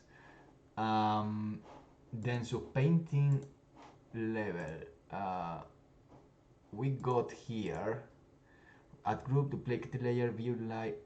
View online. Oh, that's the material, add mask. So I guess here, I guess now if I go to my local library, that's crazy. And I add a second a grassy guy. Now it's gonna be grass on top. But I could use the mask that was generated, I guess, in the import method. So I'm gonna put this guy down there, and now I guess how I paint this. I have to add a. Oh, okay, I see. Oh, there we go. This is the curvature. Yeah, wow, that's fucking powerful. As you can see, the grass is happening more in the inner areas, because I can read all these maps in the moment I import the geometry. All the information about the geometry is baked for you, free, and that's really cool. So I can access these maps, I guess. So it's cool because imagine you have like, I don't know, you don't have all the assets obviously from Megascans, and you have your weapons, props, and all the stuff, and you create you have like 3-4 smart materials, one for rusty metals, other like polished metals, wooden floors, and then you only have to be worried about, I would say, obviously UVs, but having IDs. So in the way I saw the demo of Mixer, they separated by different color IDs. So you can color code what is wood, what is leather, what is cloth, what is metal. You just import your models, and the smart material is gonna do everything for you. You don't have to work. I mean, you can paint obviously your stuff and your details, but you can go very, very procedurally into this. And this is the way you want to work. Obviously, there is a lot of beauty of working as an artist in small, tiny details, but if we are talking about a production, sometimes you need like props done in one day. This is really powerful because you spend like 80% of the time in creating these powerful tools and 20% of the time in shot working, because you got all the procedural tools for you. And this in working with Houdini in parallel, and Houdini engine, which is gonna be the next test I want to use, Houdini engine inside Unreal Engine. You can keep everything non-destructive and procedural. So also again you bring creativity in real time, and you don't bake things so you can't come back and you destroy all the elements working together. You work with Houdini procedurally, you work with Mixer procedurally, motion capture by definition is procedural. So I'm very happy about how the Mixer. I thought you needed to bake the things and then you have to rebake if you bring a new geometry. So it's really cool. So Spider Sandman, yeah, man. Eye of a Scar. You don't bake in Mixer, you bake in external apps and bring the maps into this. But here we got I didn't create any maps. You don't bake in Mixer. But in the way this works, I didn't bake the curvature, for example, and it's here working for me. And I got the curvature and I got the other options where I don't know where I saw it. And this is already something that, for example, in Substance, if I'm not wrong, well, when I use Substance, you have to bake and you have to decide what to bake. It's just changing the order. But at least I really love to keep the things simple. And the UI, the user experience, I feel a lot of work in the user experience, because it's the first time I used the tool, and in around 3-4 minutes, apart of the bugs I found about bringing the geometry, from different. Well, that was Houdini, to be honest. The menu disappear and stuff, but it's beta. Apart of that, the user experience is like, okay, setup, display, performance, and export. That's it. And then I don't know, I don't mind what the tool is doing for me. I want to have an input as an artist that works for me to work interactively. And to me, it's like right now the good direction to go.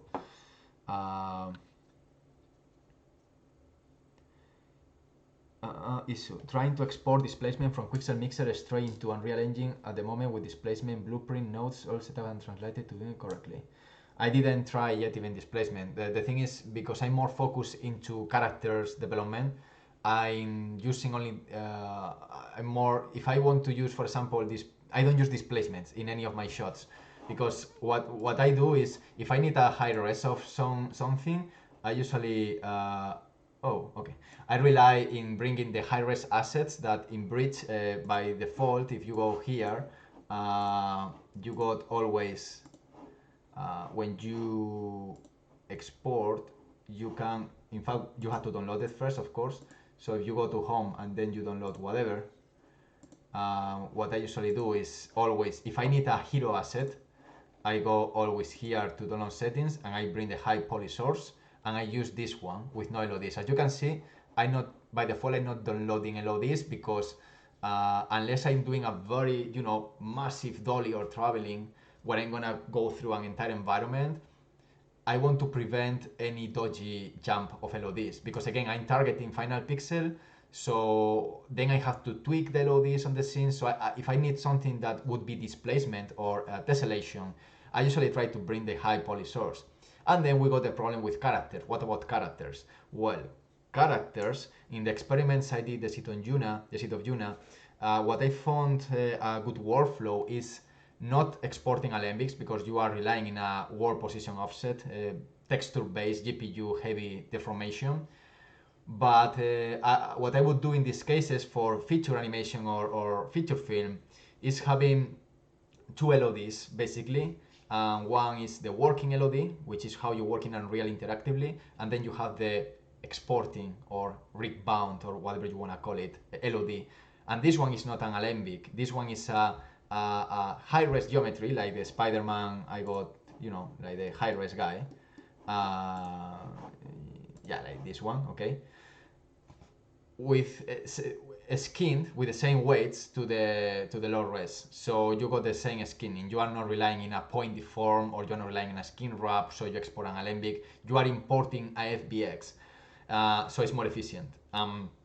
You have better motion blur, you have better efficiency in the GPU, and then obviously you take the advantages of a displaced mesh, because it's gonna be, again, the Spider-Man here is almost 1 million, and yeah, I'm hitting, I have a RTX 2070, of course I'm in 15 to 20 FPS, but I have enough feedback, and I would work first the lighting with low res, and then for the export I put the high res there. So I'm not needing displacements right now, because also, for example, tessellation works by screen size or by distance. I'm trying to avoid any potential video game jump of a LOD or a tessellation. However, I have to say, there was, in the forums of Epic Games in the last few years, there were conversations about bringing open subdivide technology into Unreal Engine. If you didn't see, the topics of open subdivide, means that you can see real displacement, I think GPU accelerated in real time, and that could be mental. That could be a game changer in what you can do inside real time. It's not in Trello, it's not in the roadmap. If someone from Epic is watching, I'm really interested in see what is the milestone with that. A part of USD, a part of other big topics. To me, open subdivide is quite exciting, because you can bring really high res mesh into Unreal Engine and see the displacement there.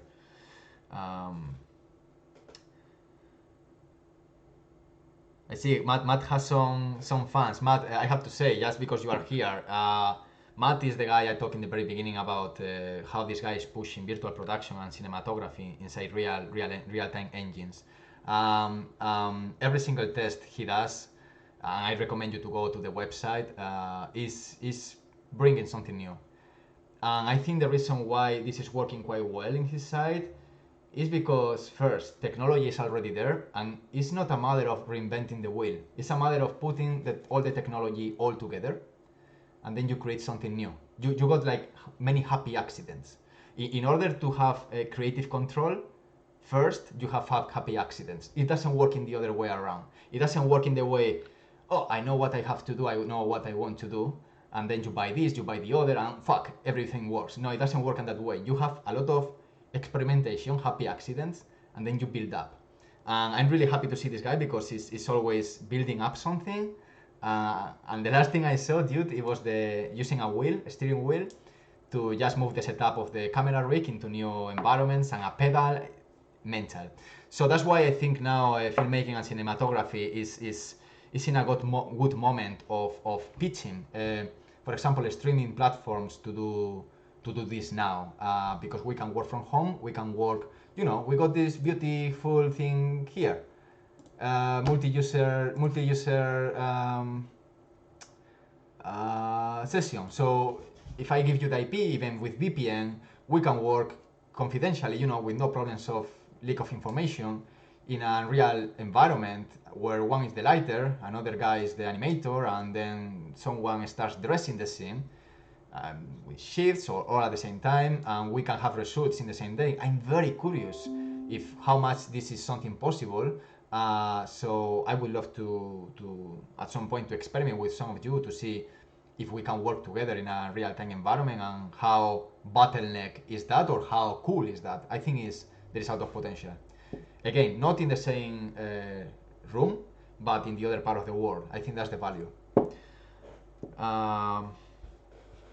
What kind of low budget and recommended computer hardware is recommended when trying to make CG scene for films?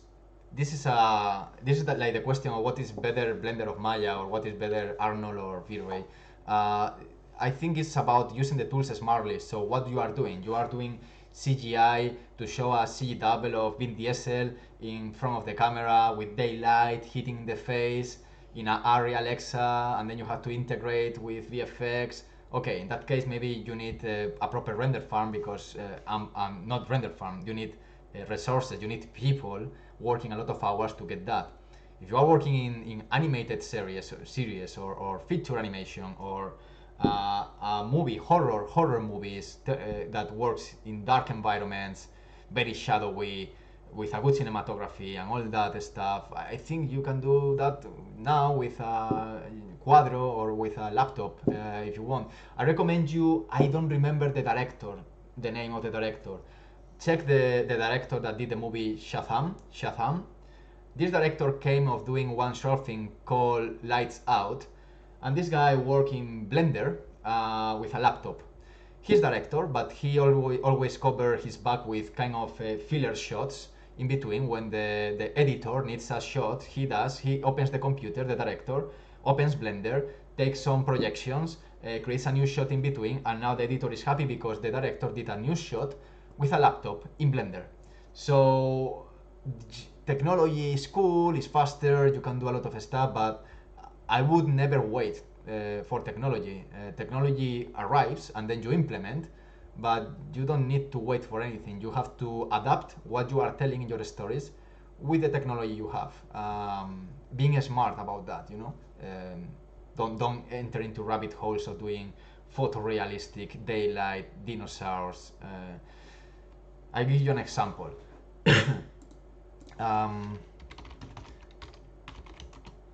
An example that everyone knows.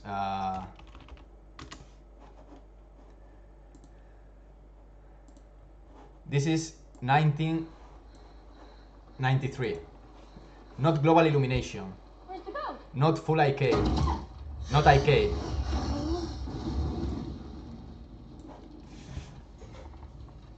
Shitty computers. People very new in the industry.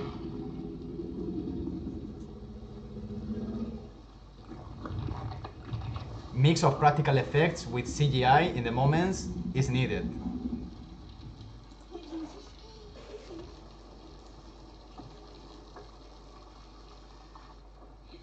My question is, do you think Unreal Engine can do that already? Of course.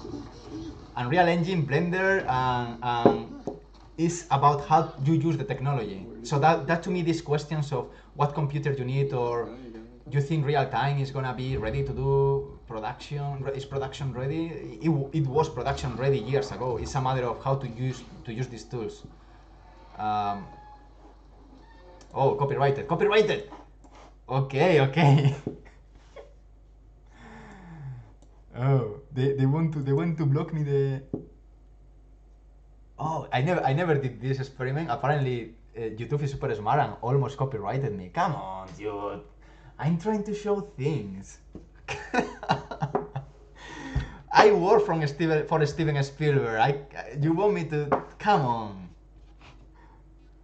Uh, uh, Casey Annie, I want to push it. I can see how is it going. I can do a quick render if you want to see. I want to bring it slightly to nuke because I want to add the optical lens flares of by the copilot I got. But I can do a very quick first pass to see how that works. But I still relying slightly on nuke just because I feel more comfortable with nodes. And I think at some point Unreal Engine should implement this node philosophy again that they got in blueprints and they got in materials into color grading because it's how people work. So that's why I prefer yet to go to nuke. I can show you what I got in nuke. If they maybe they fucking remove the video because the Steven Spielberg thing incredible. They say heads up, we detected copyrighted audio and video in your stream. Your stream may be temporarily blocked. Okay. Oh, okay. Block me. So, where are you? I mean, yeah, this needs. Are you gonna YouTube?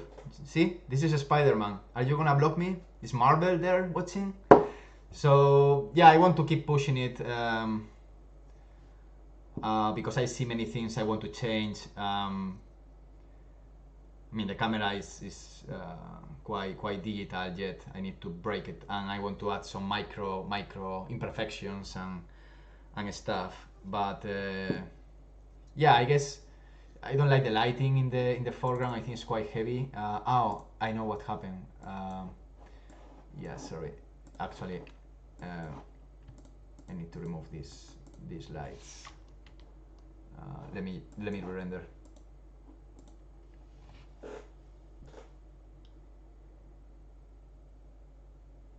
Yeah, it is true, Marcus. Jungle Book, they got shots like I don't remember the numbers, but when I work in Jungle Book, the render farm was burning, literally. There are some shots that takes days, I don't know weeks, but days for sure. Okay, this is better, more elegant, and you have the ring light. So again, it's about how to use this smartly and don't showcase a massive, CG guy in front of the camera with a direct light that is gonna wash out everything and show all the imperfections and that stuff. So Marcus, Andres, Aguilar, thank you, Casey and him. Thank you for the feedback.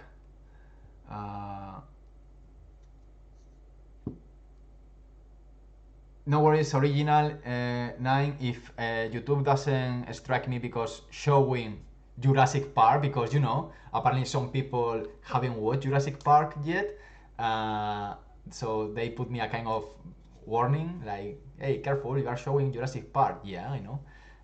It's gonna be uploaded again. So yeah. Question, Geoffrey. Alvaro, is there a website or place where you share or you can download good assets from your tutorials? Spider-Man, Panthers, Mannequin. I know, Alex, if you can just say something about who is the rigger of this guy, or also what was the name of this. Wait a second. Yes, I put it in. I can find it for you. Kate, what was the name? King. I can find you. I have in one of my videos. Let me find that for you.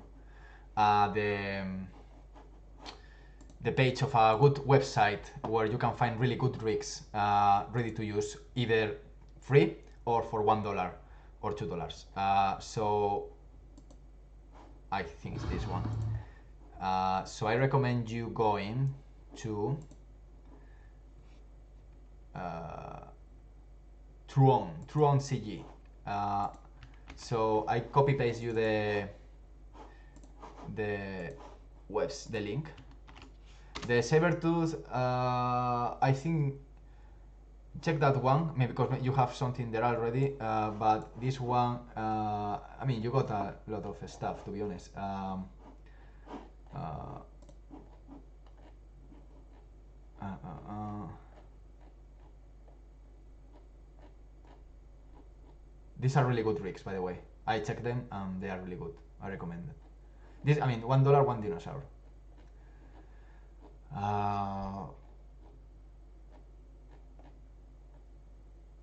Could be this one.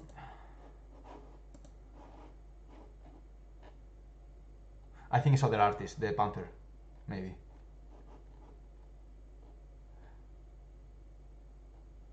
Oh, yeah. Let me check who is the Panther. Because I always put the links just to keep track of things. There we go. So I also recommend you this guy, 3D Figgins. So resources, and then here you have like a lot of rigs. The Panther, free rigs. All these are free. Okay, for you. I'm gonna copy paste this one as well. So here you can find stuff. Yeah, that's what I mean all the time. Avoid to put excuses because assets are there free for you. And I'm pretty sure if your idea is good and you want something from other artists, they are gonna say yes. My experience with the Cito Juna, it was exactly that. I just, I reached out Quixel when there was no free option, or I also reached out ILM and sorry, I don't want to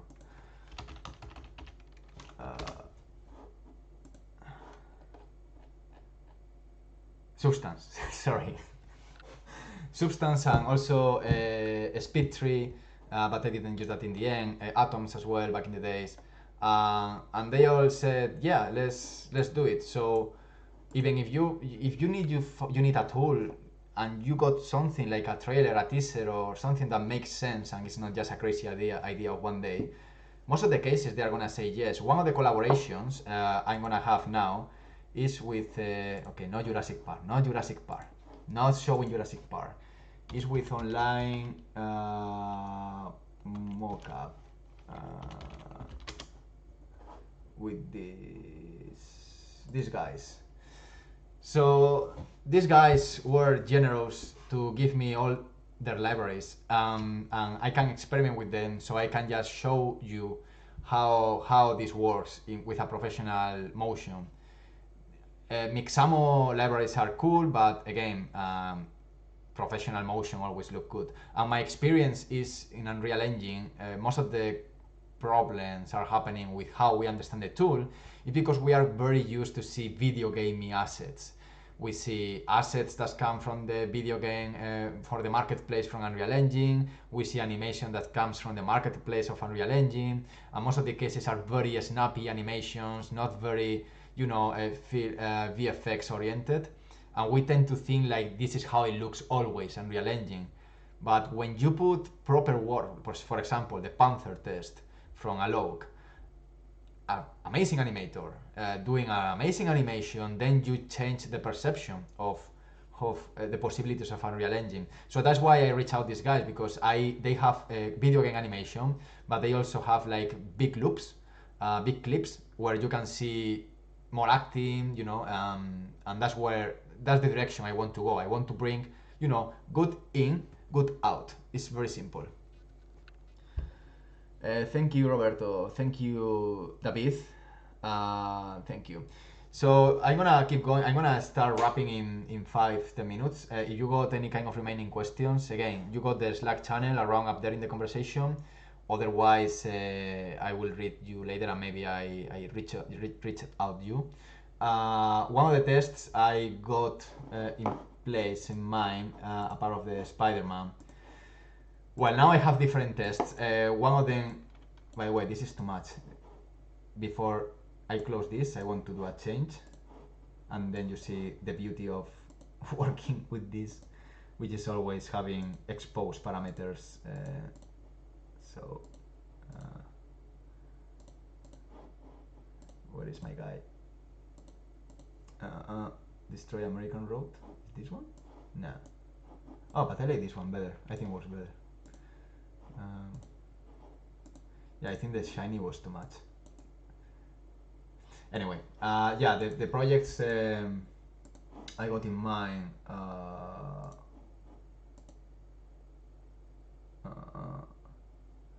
I don't know if I have it here. Animation. What could be this? Because maybe I have it in 425.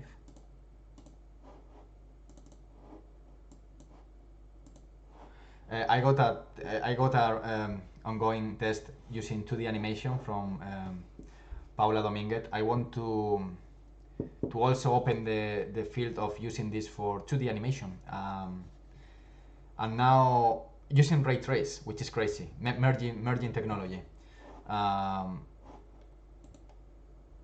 So that's one of them. Then the Spiderman, and the third one is I'm gonna jump. I have to do a CG double as well of Ivan Lopez. But what I want to do is I'm gonna take the Sito Yuna, which again, keep your eyes peeled, because I'm gonna release the Sito Yuna in from 3 weeks to 5 weeks time. I'm gonna release it with a test, transferring offline renderers, the Sito Yuna from offline renderers like Arnold to Unreal Engine, and shoot that with a virtual camera, one shot as a transition into real time. And that's the final test I want to do. So that's more or less my targets.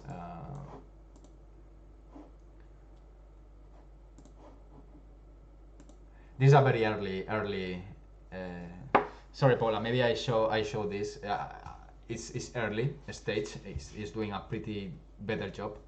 But I asked her to send me the keyframes, the key poses of the animation you are doing, because I want to experiment and see the performance of 2D animation using paper, 2D paper. Also, the other is called Flipbook, I think. So yeah, it's gonna take time to compile. So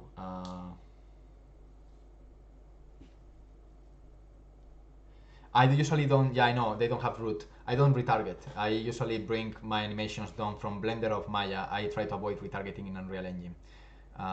So maybe in the future I start retargeting in Unreal Engine, but right now I don't mind because I do retargets. I usually take the animations from Mixamo, but my rig is completely different. Either also is different of the Unreal Engine skeleton, so I just retarget with human IK in Maya. Okay, this is very silly test I was doing. Obviously, it's not. Still a lot to do, because it's transparent and all the shit. But yeah, I was trying to duplicate and to see how this would perform in real time. Obviously the lighting is shit and all the stuff, but the animation is gonna be really cool. So yeah, it's a flipbook. So let me just kill all these guys. You see how this performs really well to be a massive amount, and this is a barely. And this is struggling because my light is very far.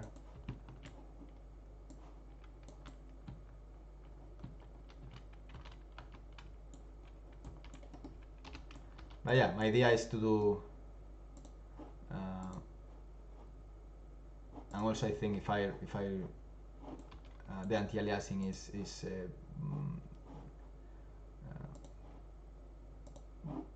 breaking this, and that works better already.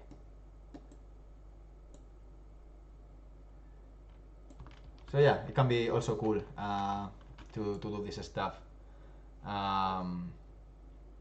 So is that a Spider-Man, Marcus? Is that a Spider-Man 3D model and you place it on the scene? I don't know what you mean. Is that a Spider-Man 3D model and you place it on the scene? Can you reword that? I don't understand. This was a Spider-Man rig, and with an animation from Alex Fernàndez. Nothing fancy. I just did a high res version and I did a skin wrap into the low res, and that's pretty much it. No worries, no worries. I'm gonna wrap in 5 minutes. Just catching up with some remaining questions. And yeah, this is the other test that maybe in 1 week I start putting keyframes from using Pola animation, and later I want to experiment with ray trace and 2D. That can be a really cool experiment. Another thing I want to experiment is with this tool. I reach out the artist, the developer, because I want to test it.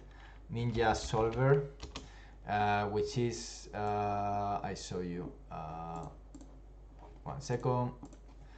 Ninja Solver effects. 1 sec. I'll try to find it. Ninja Solver.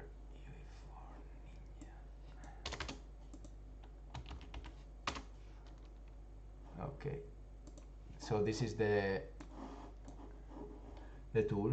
Let me show you. The idea is to use what is the name of this technique?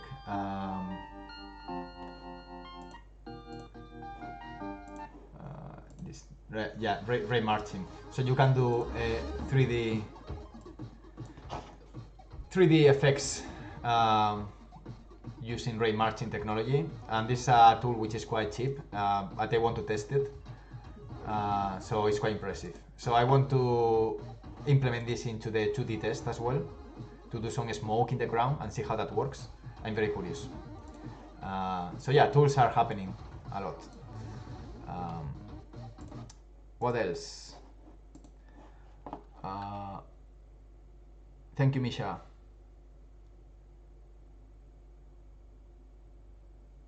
Thank you, guys. Thank you.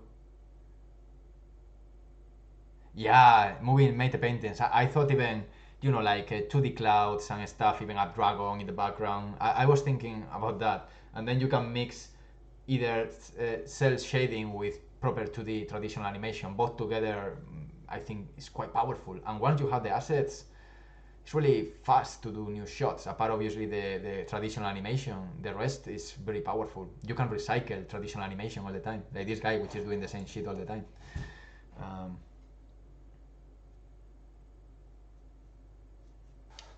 Hey Misha, thank you. Misha is a good friend from NPC. This guy knows a lot, so all my trust in his collaborations. If you want to hit this guy and send him a message, this guy delivers. Ivan, question. Is there any kind of grease pencil tool in development like the one Blender has in Unreal Engine? I don't want to make up something. I think I don't think so. No, you rely on this in Paper 2D and in Flipbook, but not something to paint. It's interesting. I mean, it's quite. No one is using Unreal for 2D animation, apart of sprites technology, you know, in this kind of platforms, scrolls for video games. But for 2D animation, I didn't see anything like that. It would be great, of course. It would be really amazing. Blender is doing a really nice job. And we are trying to find out workflows between 2D animation from Blender to Unreal Engine. And so far, we were able to do this. So, okay, whatever, it's getting there. The thing, again, if someone from Epic is here, I want Flipbook to be compatible with ray trace, because cut-out materials and translucent materials are indeed compatible with ray trace. So means that it's possible to do it. I would like to have the same option to save memory in the GPU, to do that with the Flipbook as well, so I can use soft shadows with lights, and that would be really powerful and beneficial for artists. That would be amazing. How do you do explosions look Unreal? How do you do explosions look in Unreal from film? I show you something. Jurassic Park. I show you something. Lab Tools Houdini.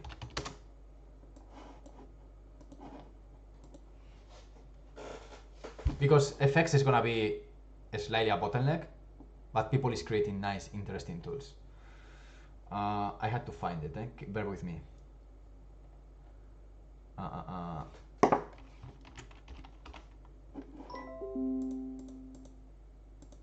Oh, they don't put.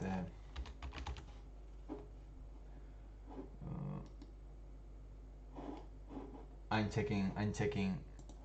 I had to find it, but there is a very powerful tool to export either in layers, so you can do ray marching, and you feel the volume there.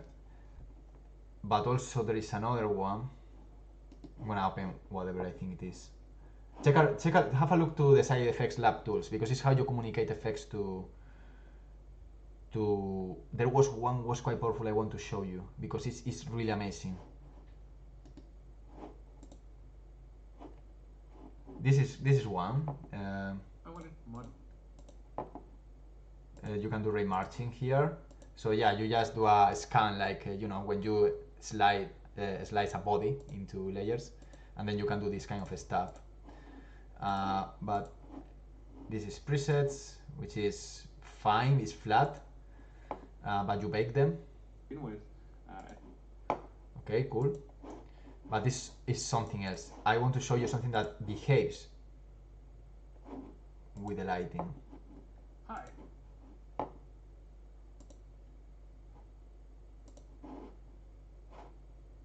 With my.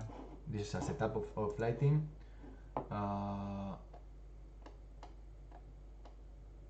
Flow map.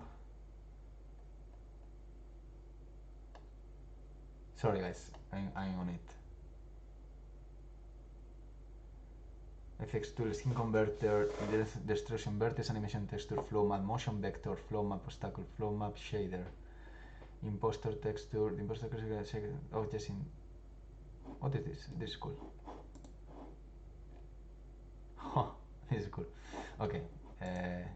Yeah, it's to create a fake 3D for isometric raw volume texture, raw vector field. I'm not finding it yet. If I find it, I will come back to you because it looks really, really cool. Maybe integrations. It was up there. Make a mesh, texture sheets, vertex animation, destruction cleanup, volume to texture. But this one is the one I saw, right? Yeah.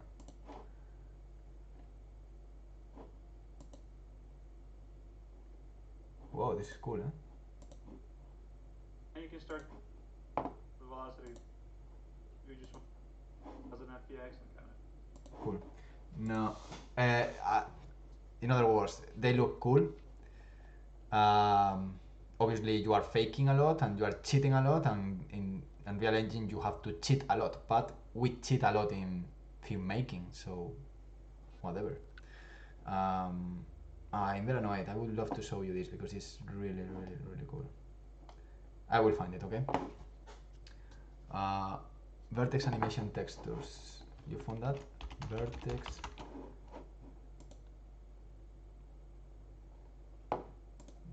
Oh no, this is how. Yeah, this is one of them, but it's not the one I want to show. You export with texture streaming, so yeah, you can. All these things are, but this is not making. And then if I look at. This is not the one I want because there is one which behaves with the light.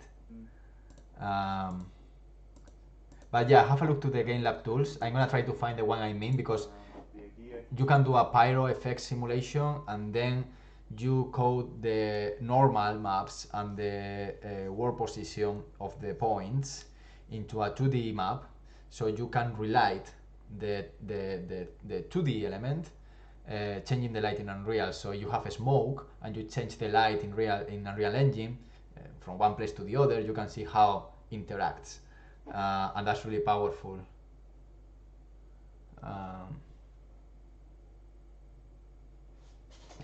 Yeah, it's cheap. I'm paying the Houdini Indie. I'm very annoyed. I'm gonna put a keyword like a sport.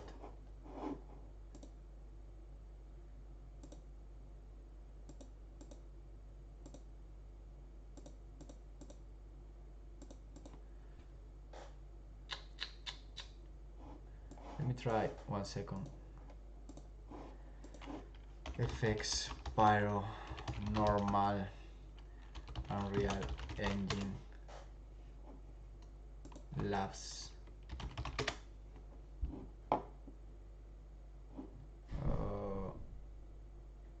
Houdini explosion effect.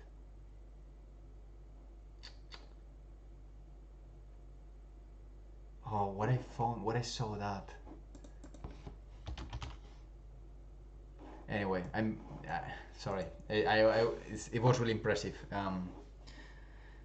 So yeah, no more questions. I'm gonna check just last time if I find something.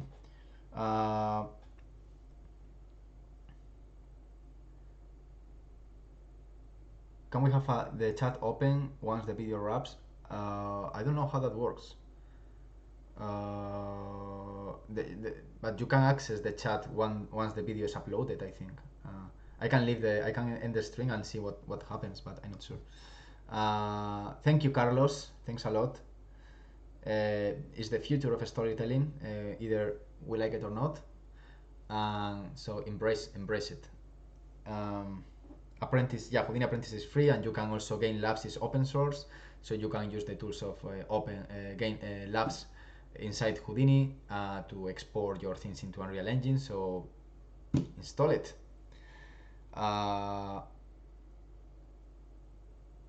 It sudden Marcus, Houdini, Maya, Nuke 3D tools are so expensive programs to own.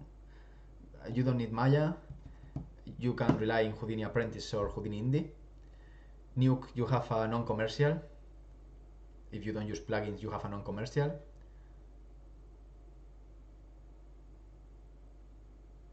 I don't know companies that are in trouble of that. If that happens, they are in really trouble.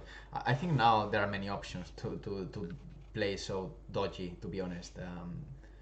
And again, I always defend open source software, but also companies at some point they need to have benefit with their tools. So I will always defend every single company that opens the option of having an indie license.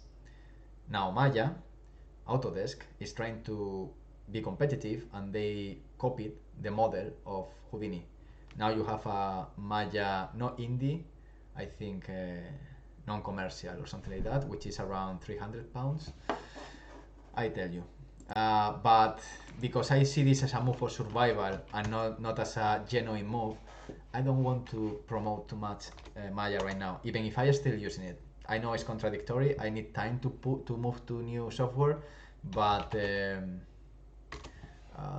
Maya Indie.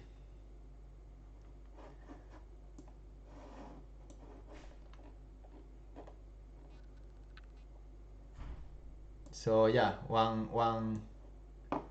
Oh, sorry, 100,000. Let's see.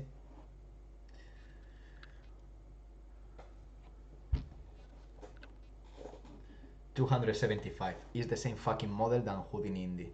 Copy pasted. They are learning, but to me, quite far, quite slow. Yeah, you can still rely on Maya. I'm trying to go to those that, you can read companies targets of by the last few years, and I'm really excited about Blender and the community supporting Blender. Yet I'm not in Blender. I'm just telling you about my intentions. It's like I really loved when Epic because obviously with all the esports and Fortnite and all the revenue I can imagine they are doing.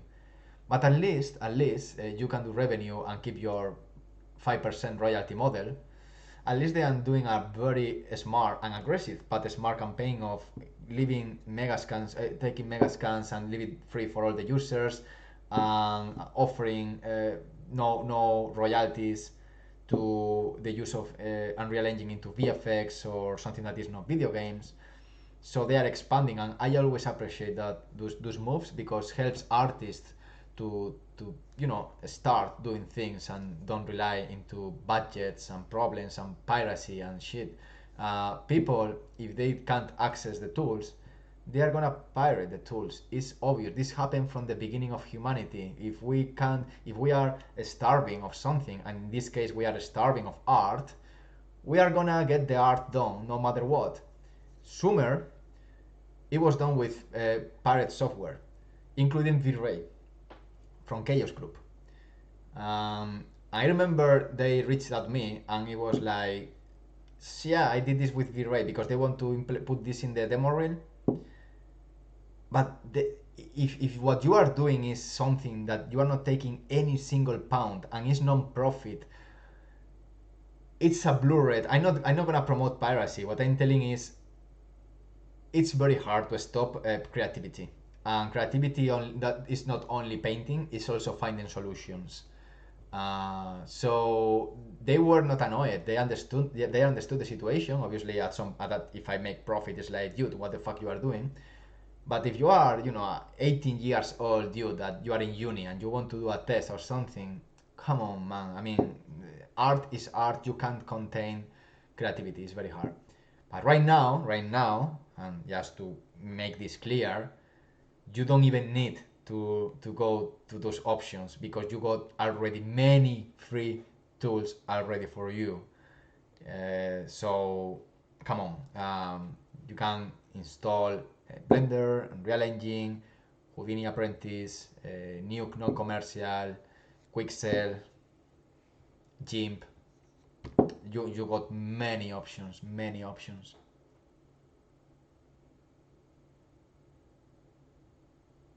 I see. I didn't know that. Not some nature. Also, yeah. It's good to know. You have to read the all the time the licenses. Also, be careful if you are doing a prototype or a proof of concept pilot. Always check in the software the IP, intellectual property. How is that deal? So you don't lose any rights of your projects. That's important. Yeah, Marcus, I agree. Thanks, Albert. Thank you, Sinan. Thank you for coming.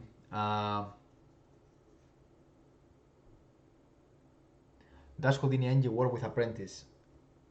That's a good question. I think I already talked with someone about it. I have the answer. It's either yes or no, but I don't know which one of the two is. Uh, Houdini Engine Apprentice.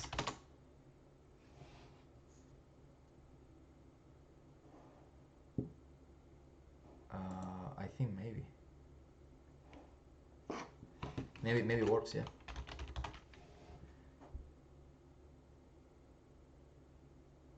Oh, maybe not. I'm not sure.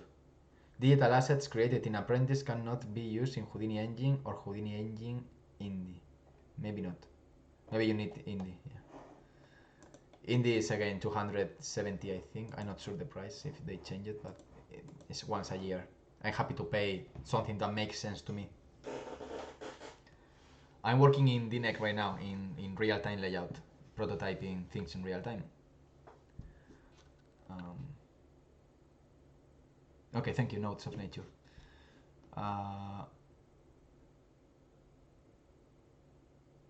Okay, I can try an agile tutorial. I have to keep on track of many other things. Next week is gonna be really busy. But I want to, again, I'm trying to expand, and I'm gonna wrap with this another cheap philosophy comment. I want to expand this. I want to join with other artists and start raise awareness of real time.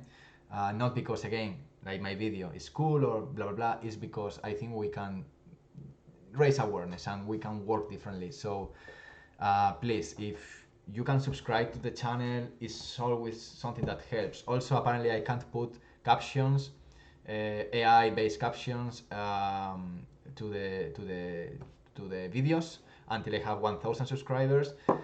I'm not interested in numbers of subscribers. I'm more interested in raise awareness, also helping each other, because I'm gonna need you at some point. And the more people jumps into this, the better, the more dynamic is gonna be the market, and better we are gonna survive in this crisis.